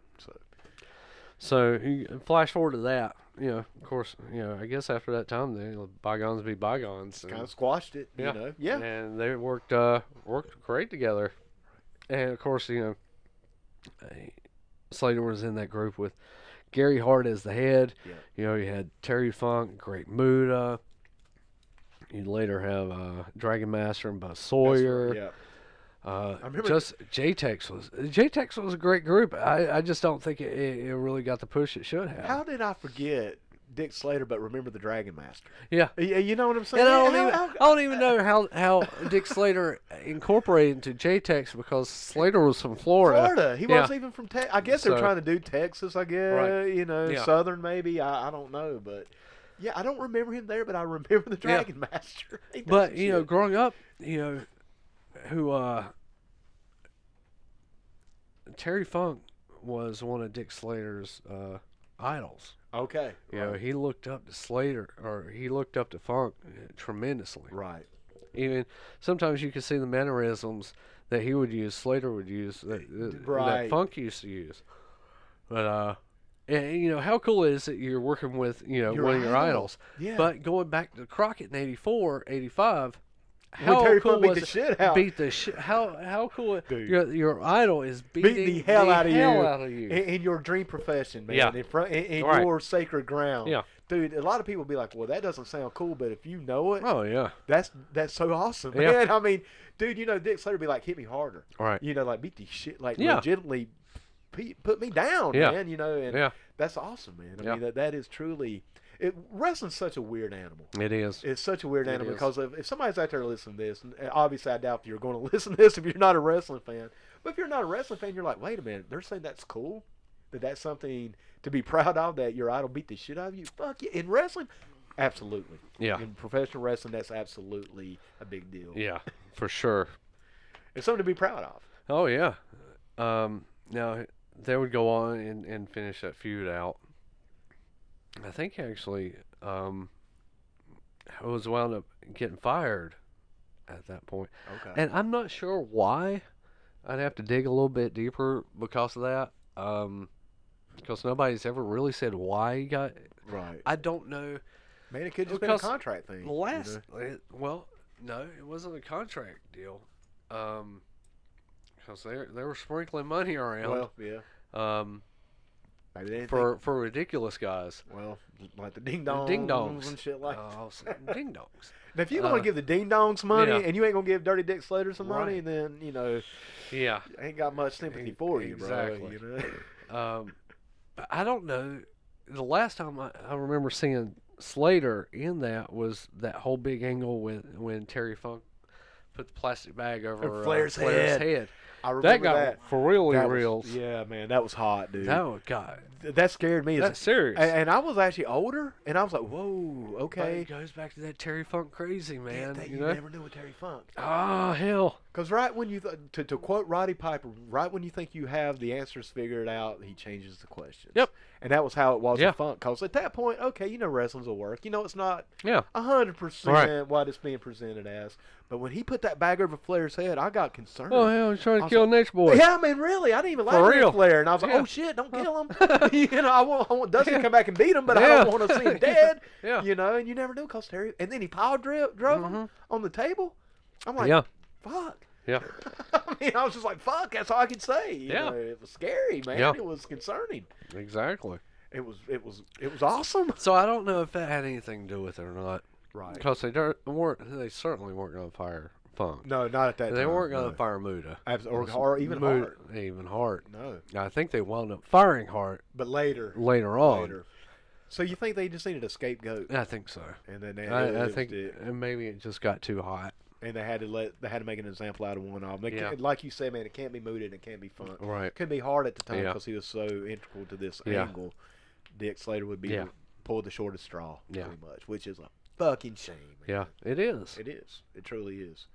But he would later come back. They'd bring him back, and they'd bring him back tag teaming with Dick Murdoch I don't remember that. as the Hardliners. I don't remember that at all.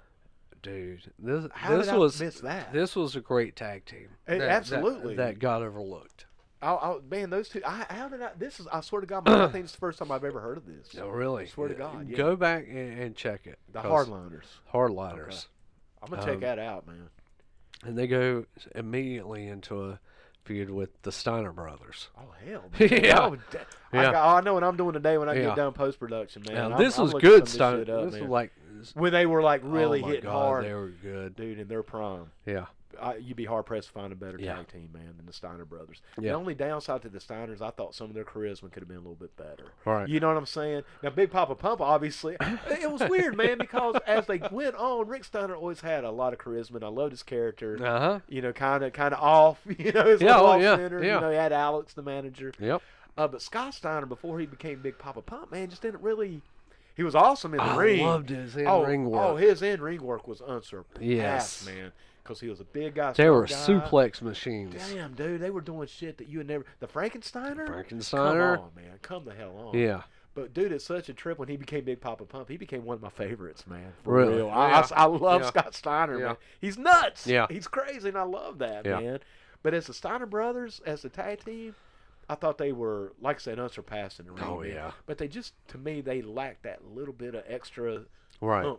Something Yeah. to really kind of put them over that edge. But then again, man, they really didn't need that because of their in-ring work was so good that they stayed elevated. Yeah. So talk a little bit to me a little bit about that, Mike. Let's talk about Dick Murdoch and Dick Slater versus the Steiner brothers, or as I like to call it, fucking Armageddon. Hard hitting. Yeah, Hard dude. hitting. But Jesus. they slowed them. They slowed the Steiners down for sure. They had to, man. They had to. Had to. A lot of stuff, especially a lot of stuff that they were doing at the time. Because I they don't had see to Dick start- Murdoch taking a No. Frankensteiner. I just don't Or he see would it. have. Or, you know, or you could- Slater. I mean, yeah, well, yeah, or man. you could, you know, Murdoch was just as nuts as everybody else. It absolutely. just would do some crazy stuff. Absolutely. You know how I feel about Dick Murdoch. Oh, man. yeah. You know, love a man, scared of him all at the same time. Yeah. Yeah, I think I don't know that they. I'm trying to remember if they had won the tag team titles at this time. The Hardliners? Yeah. I don't think so, man. No, they never did pick up the I'm tag pretty titles, sure, 'cause I know which was a shame. right. Yeah. That would have been, especially for those guys kind of being in the twilight of their careers at this time, man, that would have been a good little, hey, man, here's something for you guys. Right? You Yeah. know what I'm saying? Exactly. Because I guess both these guys were getting toward retirement age Yeah. at this point. Now, probably about let's see, '91, they would split up. Okay. And Slater would go down to Florida and work a little while. But we'd come back in '92, and it teamed with Greg Valentine Okay. and the Barbarian. Okay. I don't which remember was this at all. definitely a weird alliance. That's And what I'm '92 is a weird, weird. Yeah, little thing. I was not watching WCW at this time. It was a weird man. time for WCW. I was a WWF guy at this Yeah, point. Yeah. because you had the new guys coming in, and you still had a lot of the old guys holding on. And you still had a lot of talent, man. Yeah, for sure. A lot of talent. Yeah, and let's see, Slater and Barbarian defeated the Freebirds, Jimmy Garvin and Michael This is the Hayes. Jimmy Garvin version, right? Yeah, to win the U.S. tag titles. Let me interrupt you for 1 second, man. Who was in charge of WCW at this time? Was this a Herd era? '92. Yeah. I want to say. Look that up, Yeah. Puzzleworth. Yeah, Puzzleworth. Dude, he's on it, brother. Hell, man. Puzzleworth, thank you again for being here and helping us out. I want to say You're it on was this Kip shit, thank you. Fry. I'm not sure. I don't even know who that is. I was so out of Right. WCW at this point, man. So, but yeah, as Puzzleworth's looking this up, man, we can continue to talk about this strange Yeah, straight. Yeah, of Greg- definitely. Yeah. Greg the Hammer. I mean, definitely good. All these guys are awesome workers, man, and they all have, Oh, for sure. great reps. But Yeah. damn, man, and they're all good heels, but they just seem so unlikely, man. It's such Oh, an I odd know. couple. It or is. odd, It really is. team. But they would be the last team that ever held the U.S. tag titles. Really, They retired them with Slater and the Barbarian. really, I Yeah. did not know that. So Slater did get to have that last title. He even got to retire. No, that wasn't his last Oh, title. it wasn't. No, Oh, no, okay. sir. Oh, I'm jumping no, ahead. I'm sir. putting the carriage in front of the horse. No, All right, yeah, hold on, yeah. man. Let me put the brakes on. Yeah. But no, it'd be the last time you would ever see the U.S. tag titles. Right. Yeah. That was it. And Yeah. those guys had them. Yeah. That's awesome, man. That's awesome. I that you got think- to- I think so. Because the U.S. tag titles were huge. Dude, I love that. I loved them. I did too. I love how they looked. Yeah. I like the teams. Man, you had Garvin and Barry Windham, the Midnights. Obviously those are the ones. That's the one that I really remember the Yeah. most. The Fantastics, I believe, held them for a Yes. while. And like I said, they Freebirds. The Freebirds had. Yeah. That's right. Yes, sir. You're right. Yep. And I just loved how they looked, man. I just thought they were so badass. That red strap, the red, white, and blue, man. They were colorful. Yeah. They weren't medals. They were belts. That's always a big deal. As we've discovered today. Yeah. So yeah, man, that's awesome that title pretty much got retired with Dick Slater. Yeah. That's awesome, man. Yeah. Now, did you ever find who else? Still looking for it. Still looking. All right, man. All right. Come on, so, Puzzleworth now, goddammit. So this puts us into the about the 90. He was kind of used in 93. Enhancement. got you at this 93, point. sporadically. Right. 94 is gonna start changing for Dick Slater. Okay. Dirty Dick Slater, because he joins the Stud Stable. Okay. Robert. I remember Colonel that. Robert Parker's Stud That's Stable. right. I do remember him in there. You Okay. had Funk. You Yep. had Arn. You had Bunkhouse Buck. Bunk, yes. Slater. And then Dick And Slater. Yes, I do remember that. Now, if you're not familiar with Robert Parker or The Colonel. Colonel Robert Fuller Right. from Continental Wrestling, Memphis, areas like that, and Bunkhouse Buck, who was Jimmy Golden, Right. in the same areas. I love me some Jimmy Golden. I love me some Robert Fuller. When they came over here, I was like, oh my God, they're killing these guys. Right. It's going to I be was big, like, man. no, I thought it was like, oh, this is dead. Oh, you thought, see, they're okay. WWFing these guys up. I see. I got you. But let me tell you what, it actually turned was out to pretty be, big. it was Yeah. the most fun. Yeah. I remember that And stage. Jimmy Golden as Bunkhouse I Buck like Bunkhouse Buck. still, to me, some of the greatest Yeah, stuff man. from that time. That was good. I remember that, man. I did I- watch a little bit of that. I loved me some Bunkhouse Buck. Boy, God, from Bucksnort, Tennessee. But yes, and I think that's actually a real place. And 'Cause probably is. I think I've actually passed through there before. And been like, hey, I think that's where Bunkhouse Bunk is. There you go. Or he's still out there. Hey, man, he might be, dude. Oh, I love Bunkhouse Bunk. I Yeah. thought he Oh, was a- dude. that was a cool Yeah. stable. Yeah. And I do remember Slater in that stable, man. I do Yeah. remember that. That was good stuff. But him and Bunkhouse Buck would go to win the on to win the World Tag Titles Okay. from Harlem Heat. Really, Yeah. man? Because dude, they were pushing Harlem Heat huge back then. Yeah. I mean, they were like the shit. I mean, they were the shit, but man, they were pushing them like big time, man. Dude, I'm gonna tell you when I knew that my era of pro wrestling was dead. It goes into Harlem Heat, man. Just a quick side note. We'll get back into Dick Slater. But man, I watched the Rock and Roll Express go against Harlem Heat one Saturday morning on the WCW Worldwide. Harlem Heat straight up squashed the Rock and Roll Express. I'm like, well, that's it. There you go. It's over, man. Rock and roll's dead. And I was so happy, man. Because, Yeah. I never liked the Rock and Roll Express anyway. Even as a kid, I just never got into them. And Right. I really was a huge fan of Harlem Heat. And they went in there and they squashed Ricky and Robert, man. It was like rap killing rock and roll. Fuck yes, Yeah. man. It was like Yeah. if Dr. Dre came out and beat the shit out of like Eddie Money or some shit. Peter Frampton, man. Peter Frampton tag in. No, Dr. Dre just slap him, man, and it was it. Done. And it was done and done. Yeah. And man, it was bittersweet, man, Yeah. because I did like Harlem Heat. Yeah. I was a huge fan of those guys. I still think Booker T is probably one of the best pound for pound ever. But man, when they beat the Rock and Roll, it's bittersweet. 'Cause I was like, yeah, fuck the Rock and Roll Express. and then I was like, oh shit, man, there's my era. There's the end of the era. That's it, man. Yeah. To me, that's what kind of put the capstone on it. The real end of the era, not the Right, man, exactly. Yeah. Not the buyouts, not this or that, but Not the- not the- legit. not the Undertaker Triple H end of the era. Oh, no. Number 2, Uh, the Electric Boogaloo. Yeah. We're gonna be old man 5. But yeah, man, yeah. But anyway, So who was in yeah. charge of God WCW damn in it, 1992? Puzzler. Puzzler like motherfucker. I don't know. 1980, 2001. So. Oh no, that's Ted Turner, brother. He was over the whole thing, man. I can Let's keep looking for it, try I can't find it. It should See be who was in 91. charge of. Yeah. Damn it, Puzzler. Mike. All right, Mike. Look it up for us. Yeah, 'cause I was just looking for it. I'm just fucking with you. But nah, man. That is pretty cool that he was able to at least win the tag team titles. You know what I'm saying, man? That's a cool thing. That was pretty big because, I mean, you're looking at 94, 95, where, Dick Slater had been kind of overlooked. Right, You know, even the whole enhancement exactly. At one point, right? For so long, and to put the titles on him and Buck, man, that was pretty big stuff, especially against Harlem Heat, because man. Yeah. Harlem Heat at that time was just a super, super huge tag Dude, they were team. a freight train. They were man. the I would say at that time they were kind of like the Road Warriors Absolutely. of the 90s. Absolutely. I will give you that 100, man, 100. And they were a solid team. Yes, It wasn't like the Skyscrapers who were together Big for and- maybe 6 months. Right, man. They were established. Yeah. And they were the shit, man. Yeah. So let's find out, man. Who was in charge of WCW in 19? Well, was it we're going to try and 91? find out. Was it 91 or 92? Let's see. I think it's 92. But well, I tell you what, Mike. While you're looking at that, man, me and Puzzworth, let's sing a song.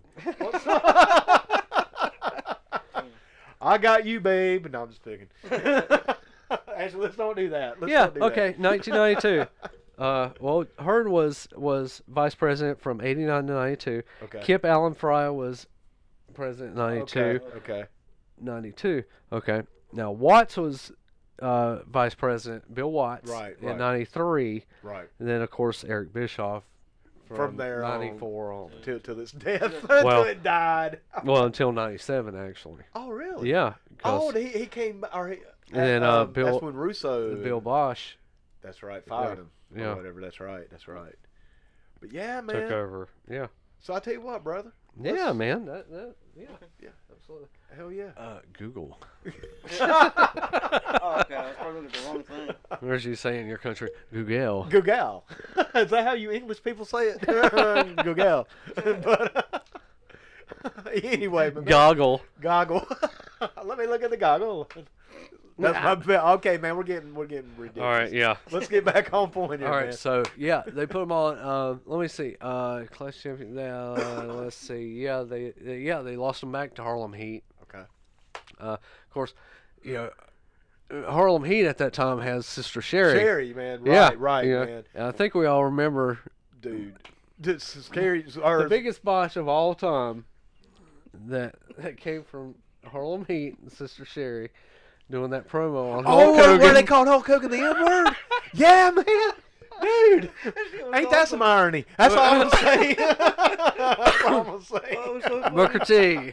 He's like, We coming for you, yeah, et cetera, et cetera. Shucky ducky quack quack. I was like, Dude, but what's so funny about that is Booker T's expression as soon as Oh. he says it, because he knew he fucked up. Oh. He knew he fucked up, man.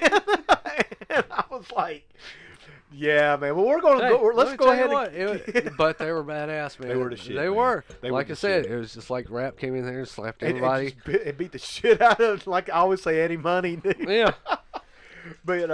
But nah, man, that was a fucked up situation. But nah, dude, just going back, like I say, Booker T, I'm such a fan of his. Yeah. Stevie Ray was all right. He was a good big guy. Yeah. You He know, was definitely the power. the power man, you know. Yeah. But man, you can't even compare. Dude, Booker T was just so Yeah. good. He was so big. He was so strong, and he could Yeah. he was athletic. Like I say, Stevie Ray was a little one-dimensional. But they did work good Right. together, man. Yeah. You know, because Booker T could take the heat, then he could, tag in Stevie Ray. Stevie Ray come in, clean house. It worked. It Yeah, definitely worked. it did. Man. So, bro, let's start talking about maybe toward the end of, because we're getting kind of toward the end of the podcast. Okay. We'll start looking at maybe toward the end of Dick's career. Now, let's see. He would team with different people, in and all that. But his last serious tag team run was with Mike Enos, Okay. and all they right. were called Rough and Ready. I think I remember this. This group, is or '96. Okay, this sounds familiar to Yeah. me. I think I do remember this. This is Vaguely. yeah. Very vaguely, man. This was not good. Doesn't sound No, good. it was Now, not. Mike Enos was a part of the Rockin' RMPs, correct? Wasn't that who he No. You're thinking about Mike Davis. Okay. Rock and roll okay. RPMs. Okay, all right, yeah. Yeah. Damn, I fucked that all Yeah, up, I man. know. Jesus Christ. Yeah. Buzzworth's looking at shit. I was like, nah, dude, you're fucking up. No. But Mike Enos will later go on to Blue ta- Blood? no, he would go on to later team with Wayne Bloom. Now, previous to That's that, okay, yeah. okay, you may remember them. Do you remember who they were? I didn't remember much WWE back in '96. It was WWE, man. That's maybe. Yeah, I don't remember, man. Now, if I'm not mistaken, and if I can get this timeline right, let's see, they were in the WWF for just a little while. The Beverly Brothers. Bloom and Enos Yeah, were the okay. Beverly Brothers. That's it, all in right, yeah. 91 to 93. That's all right. I Yeah, remember them yeah. from there. Okay, that's where I got the Mhm. rockin' RPMs and somebody Yeah. mixed up with somebody. Okay, it was Yeah. the blue. I was wanting to call them the Blue Bloods, but they were the Yeah. Beverly Brothers. Okay. Now, all the right. Blue A Bloods lot of were bees in there, man. the Blue Bloods were Sir Robert Eaton, And Steve Stephen Regal. Regal. Regal. Yes, That's right. Sir- That's what right. is it? It was William Regal at the time. Yeah. I No, believe- no, it was Steve It Regal. was Stephen Regal? Yeah, It was Stephen Stephen Regal. Regal? Okay. Yeah. All right. So anyway, man, back to Dick. let's Yeah. get back on Dick. Wait. No, Pudsworth, not like that. But no, there was another story. During that time with Rough and Ready, with Mike Who Enos. come up with the fucking name, man? Rough and Ready. Jesus. I'm guessing that would have been a Bischoff thing. So yeah. It would have had to have been. It sounds like he damn Right in probably there. dictated that out to somebody. Hey, we need a team Dictated. name. Don't. But anyway. So Rough and Ready, Rough and Ready. Well, Slater blew out 2 vertebrae during a match, Oh, okay. which basically that was the end This of is it. that was the end of Slater's career. Gotcha. Yeah. Right. And But he would did it go. as a- He would go on. Mike Enos would pick up with Wayne Bloom Right. and go on with that Rough and Ready tag team. But they were still champion. They weren't No, champions. They'd already never- dropped the belts. they- That's right. Well, no, he dropped the belts with Barb. um, God damn it, man. Bunkhouse Buck. Fuck, dude. We need to start wrapping this son of a bitch up, bro. But no, we're getting into this '96 tag team eras, which had you said Bart. And I'm always thinking Smoking Guns, Bart. And, Yeah. So they all kind of blended together. It was a weird tag team time. Weird time, man. Just in general for Yeah. WCW, man, Yeah. that was a weird time. Earl Robert Eaton, not Yeah, Sir Earl, Rob. that was it. Yeah, Earl, Sir that's it. Stephen Regal. Who was Stephen Regal's manager too? It was Dundee, but his name was I don't remember that, man. I remember them being together, but I can't remember what they were all called. I remember I wasn't a fan because I loved Beautiful Bobby so much. yeah. I was just like- It was kind it of was weird. a good team, though. It was. They were great. Yeah. Man. They were a great tag team. But They I had just, some funny spots. They But, that's one thing, man. Beautiful Bobby never took it too seriously. No, And thank no. God. Yeah. Thank God for that. That's what made him so great. You know. Now there's a stories. Of course, you know you got the Sting story. You got the John um John Matez. I I know can't you're say his talking last about, name. but Yeah, yeah, the yeah. football player beating the shit out of him in a Right. bar. Right. Then you've got another one where Wahoo McDaniel accidentally shot Slater. Oh shit! Yes. I never heard this, man. You got to tell this one, brother. This is happened new. out at a bar, of course. You know, Obviously. in Atlanta. What Somebody could go wrong? I think it was him, Tommy Rich, Andre the Giant, Jesus. and Slater. What could go wrong? What's Somebody the had said something about Rich's wife, and Oh, Rich and McDaniel got into it with a couple of people outside. Because apparently guys would always test the wrestlers. Yeah. Guys would always try to be like the tough guy. You know, they always want to push the guys. Yeah. You know, which they did. Yeah. Oftentimes they'd end up losing. Let's see. One of the guys got out a knife, you know, that they were into it with, and Wahoo pulls out his gun, and let's see. We went, got into another altercation. Wahoo pistol whipped the guy, and the damn gun goes off. Why he's pistol whipping him? Oh shit! And hit Slater in the leg. Fuck, man. Now, there was another story, also.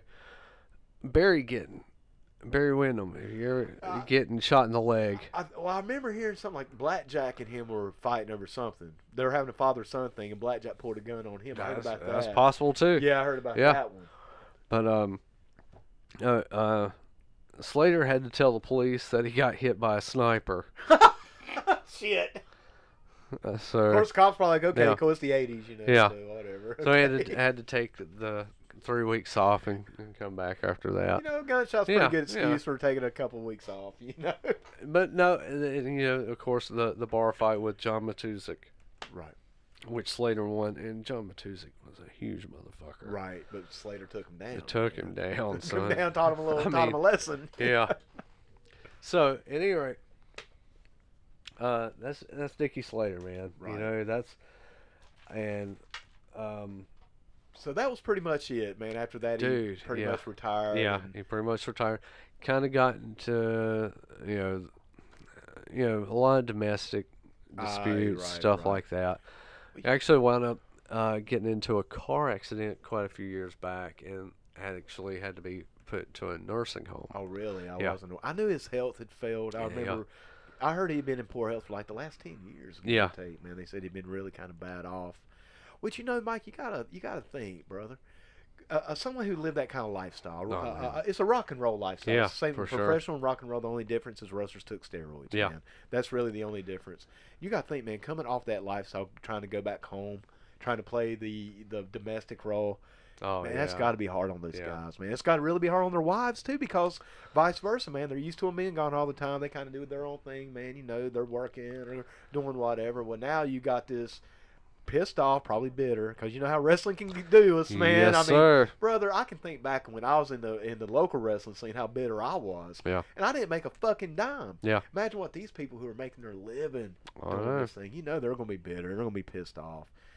I can actually see how these situations can occur, man. Yeah. I'm not excusing. I'm not justifying. No. I'm just saying, realistically speaking, I can see it, man. And Yeah. it's bad for everyone. you Yeah. know.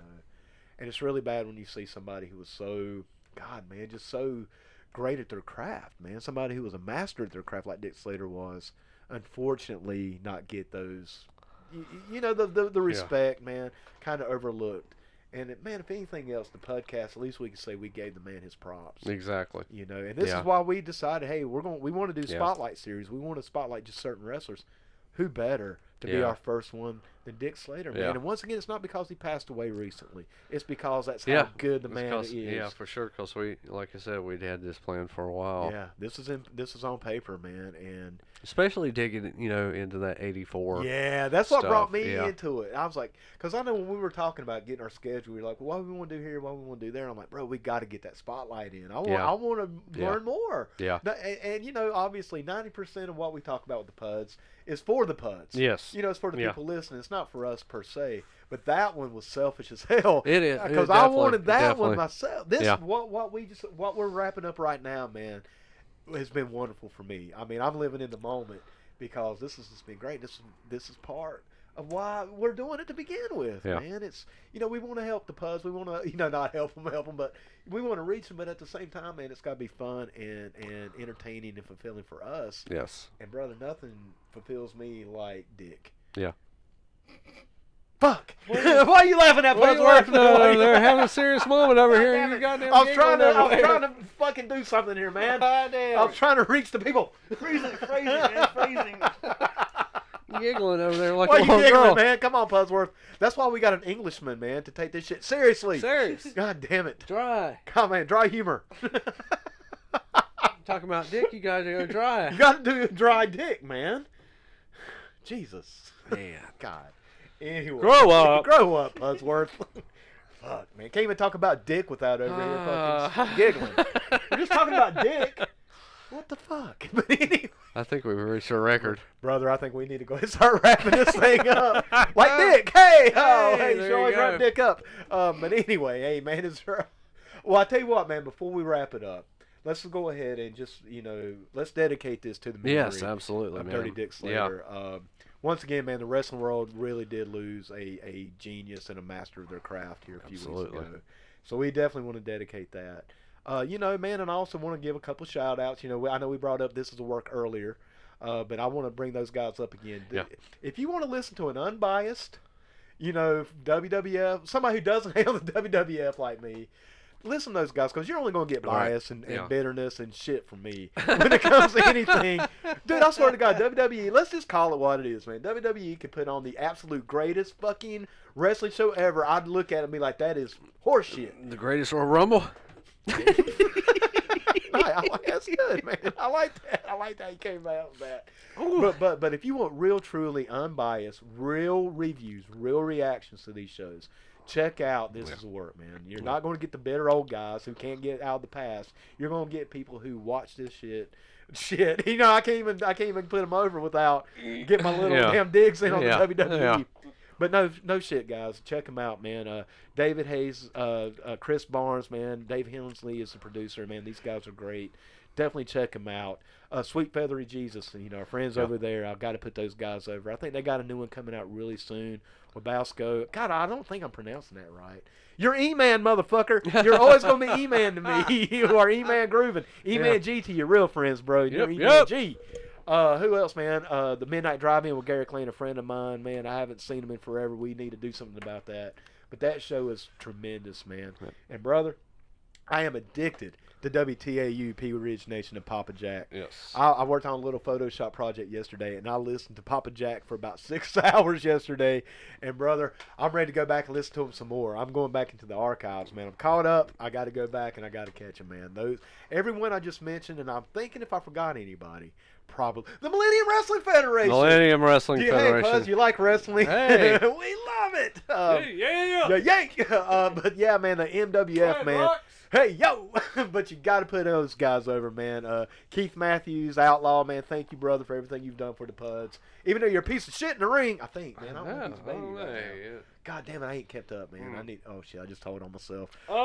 If you're a baby face and he's the greatest, if he's a heel, he's a piece of shit. Absolutely. But no shit, man. We want to thank Jeff, and we want to thank the Millennium Wrestling Federation and put those guys over. They got a show coming up, not this Saturday, but the next. We'll have a date next time, man. God damn, I don't have one. I don't have it now.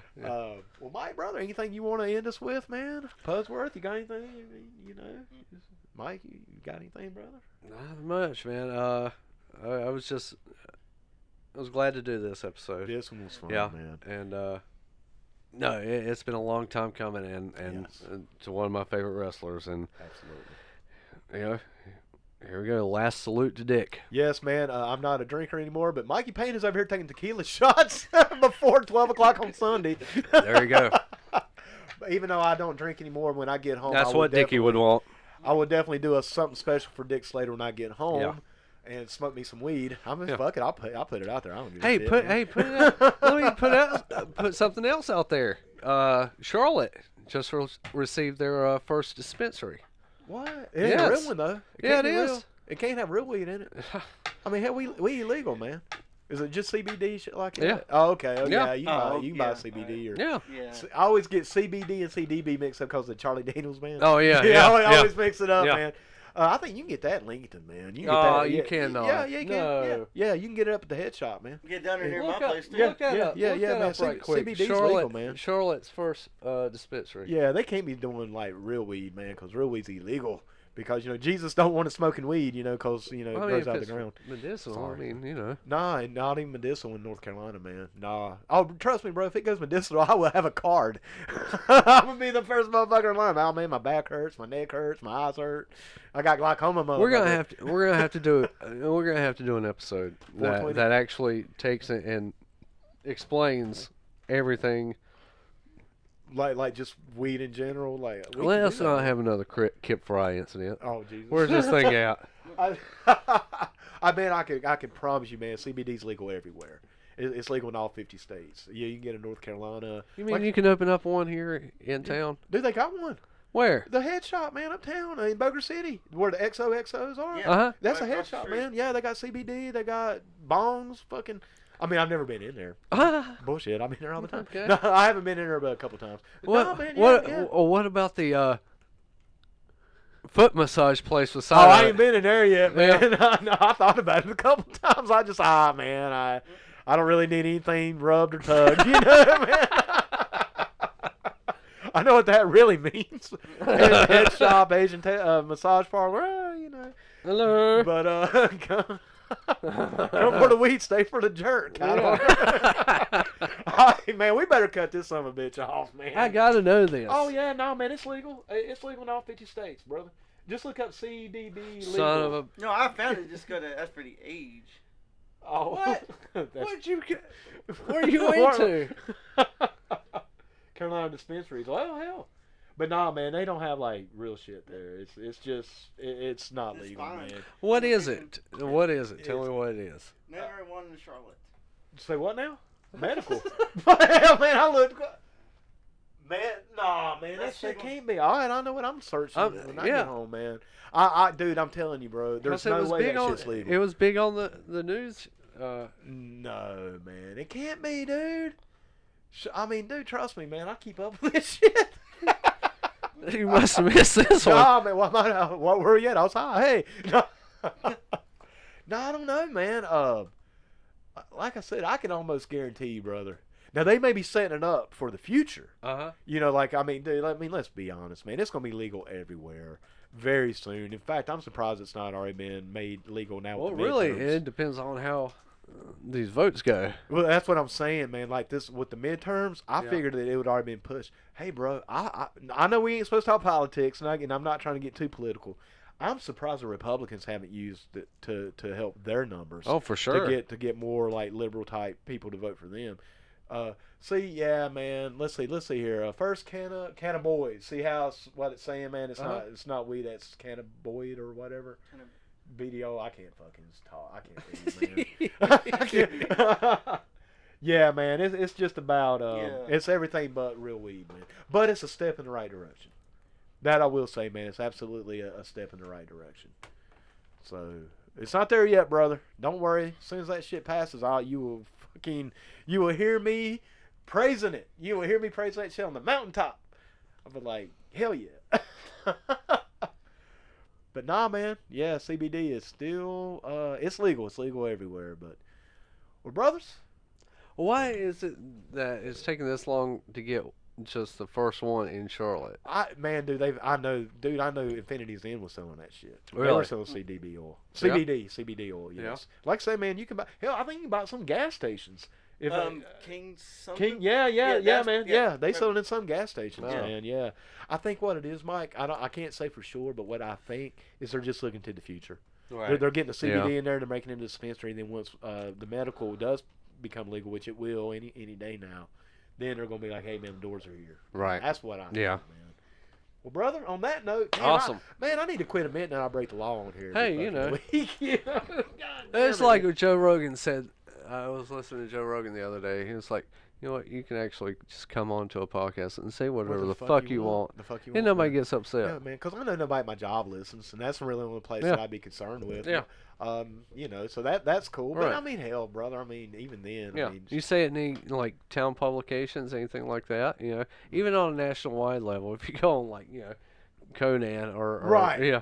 yeah, anything like that, you say any shit like that, people will lose their mind. You can say it on a podcast, whatever the fuck nobody you want, gives a man. shit. And man, I think even with the the outlook and the view of people have on cannabis now, dude. I mean, that old archaic shit is dying out every day. Yeah. In fact, man, somebody got busted in Lincoln growing up. The cops just happened upon it. Right. The guy was like, "Yeah, man, I got a little grow operation." Couldn't tell if he was selling it. Hell, it might have been for personal use only, man. Yeah. But nonetheless, dude, I was and I even made a comment myself on the Lincoln Times Facebook post about it, and everybody down the line, one person says something negative, but come to find out that person had a personal beef with the person who got caught. So they were like, well, he fucked me over on my car or some shit, and it's like you're not even talking about the real situation. You're mad at him because you think he shit on you with a mechanic issue, but everybody else is like, this is stupid. I mean, just down the line. In other words, man, the winds will change. Even here in our white bread town, which I love our white bread town, but even our white bread town in Lincoln, North Carolina, is starting to come around. Yeah. And they're starting to see how ridiculous these cannabis laws are. Yeah. So once again, man, the wind changes there, and we're going to have legalization any day now. So one of these days, we're going to listen back on the podcast. We're going to go, damn, Jason wasn't really, breaking the law. I mean, all right, y'all, man. Let's go ahead and cut this son of a bitch off, man, before I do get in trouble. Yep. But anyway, Pudsworth, brother, thank you again, man, for being here, brother. We appreciate your help, man. We gave you a little bit of shit today, but you deserved every fucking second of it. No, very much. No, man, we appreciate you helping us out, man. Thank you. Well, Mike, brother, you got anything you want to end us with? No, we're good. All right, man. Well, until next week, you guys have a good one, and we'll see you next week. Have a good one. I always try to end it with y'all have a good one. I just fucked that all up. We're going to have to do the whole thing over, Mike. Do the whole thing over. Take two. Dicks. And not only that, David, I understand we're right at the end of our program. No, we have got to go. This has been a great event. There's some people out there that hate us for this.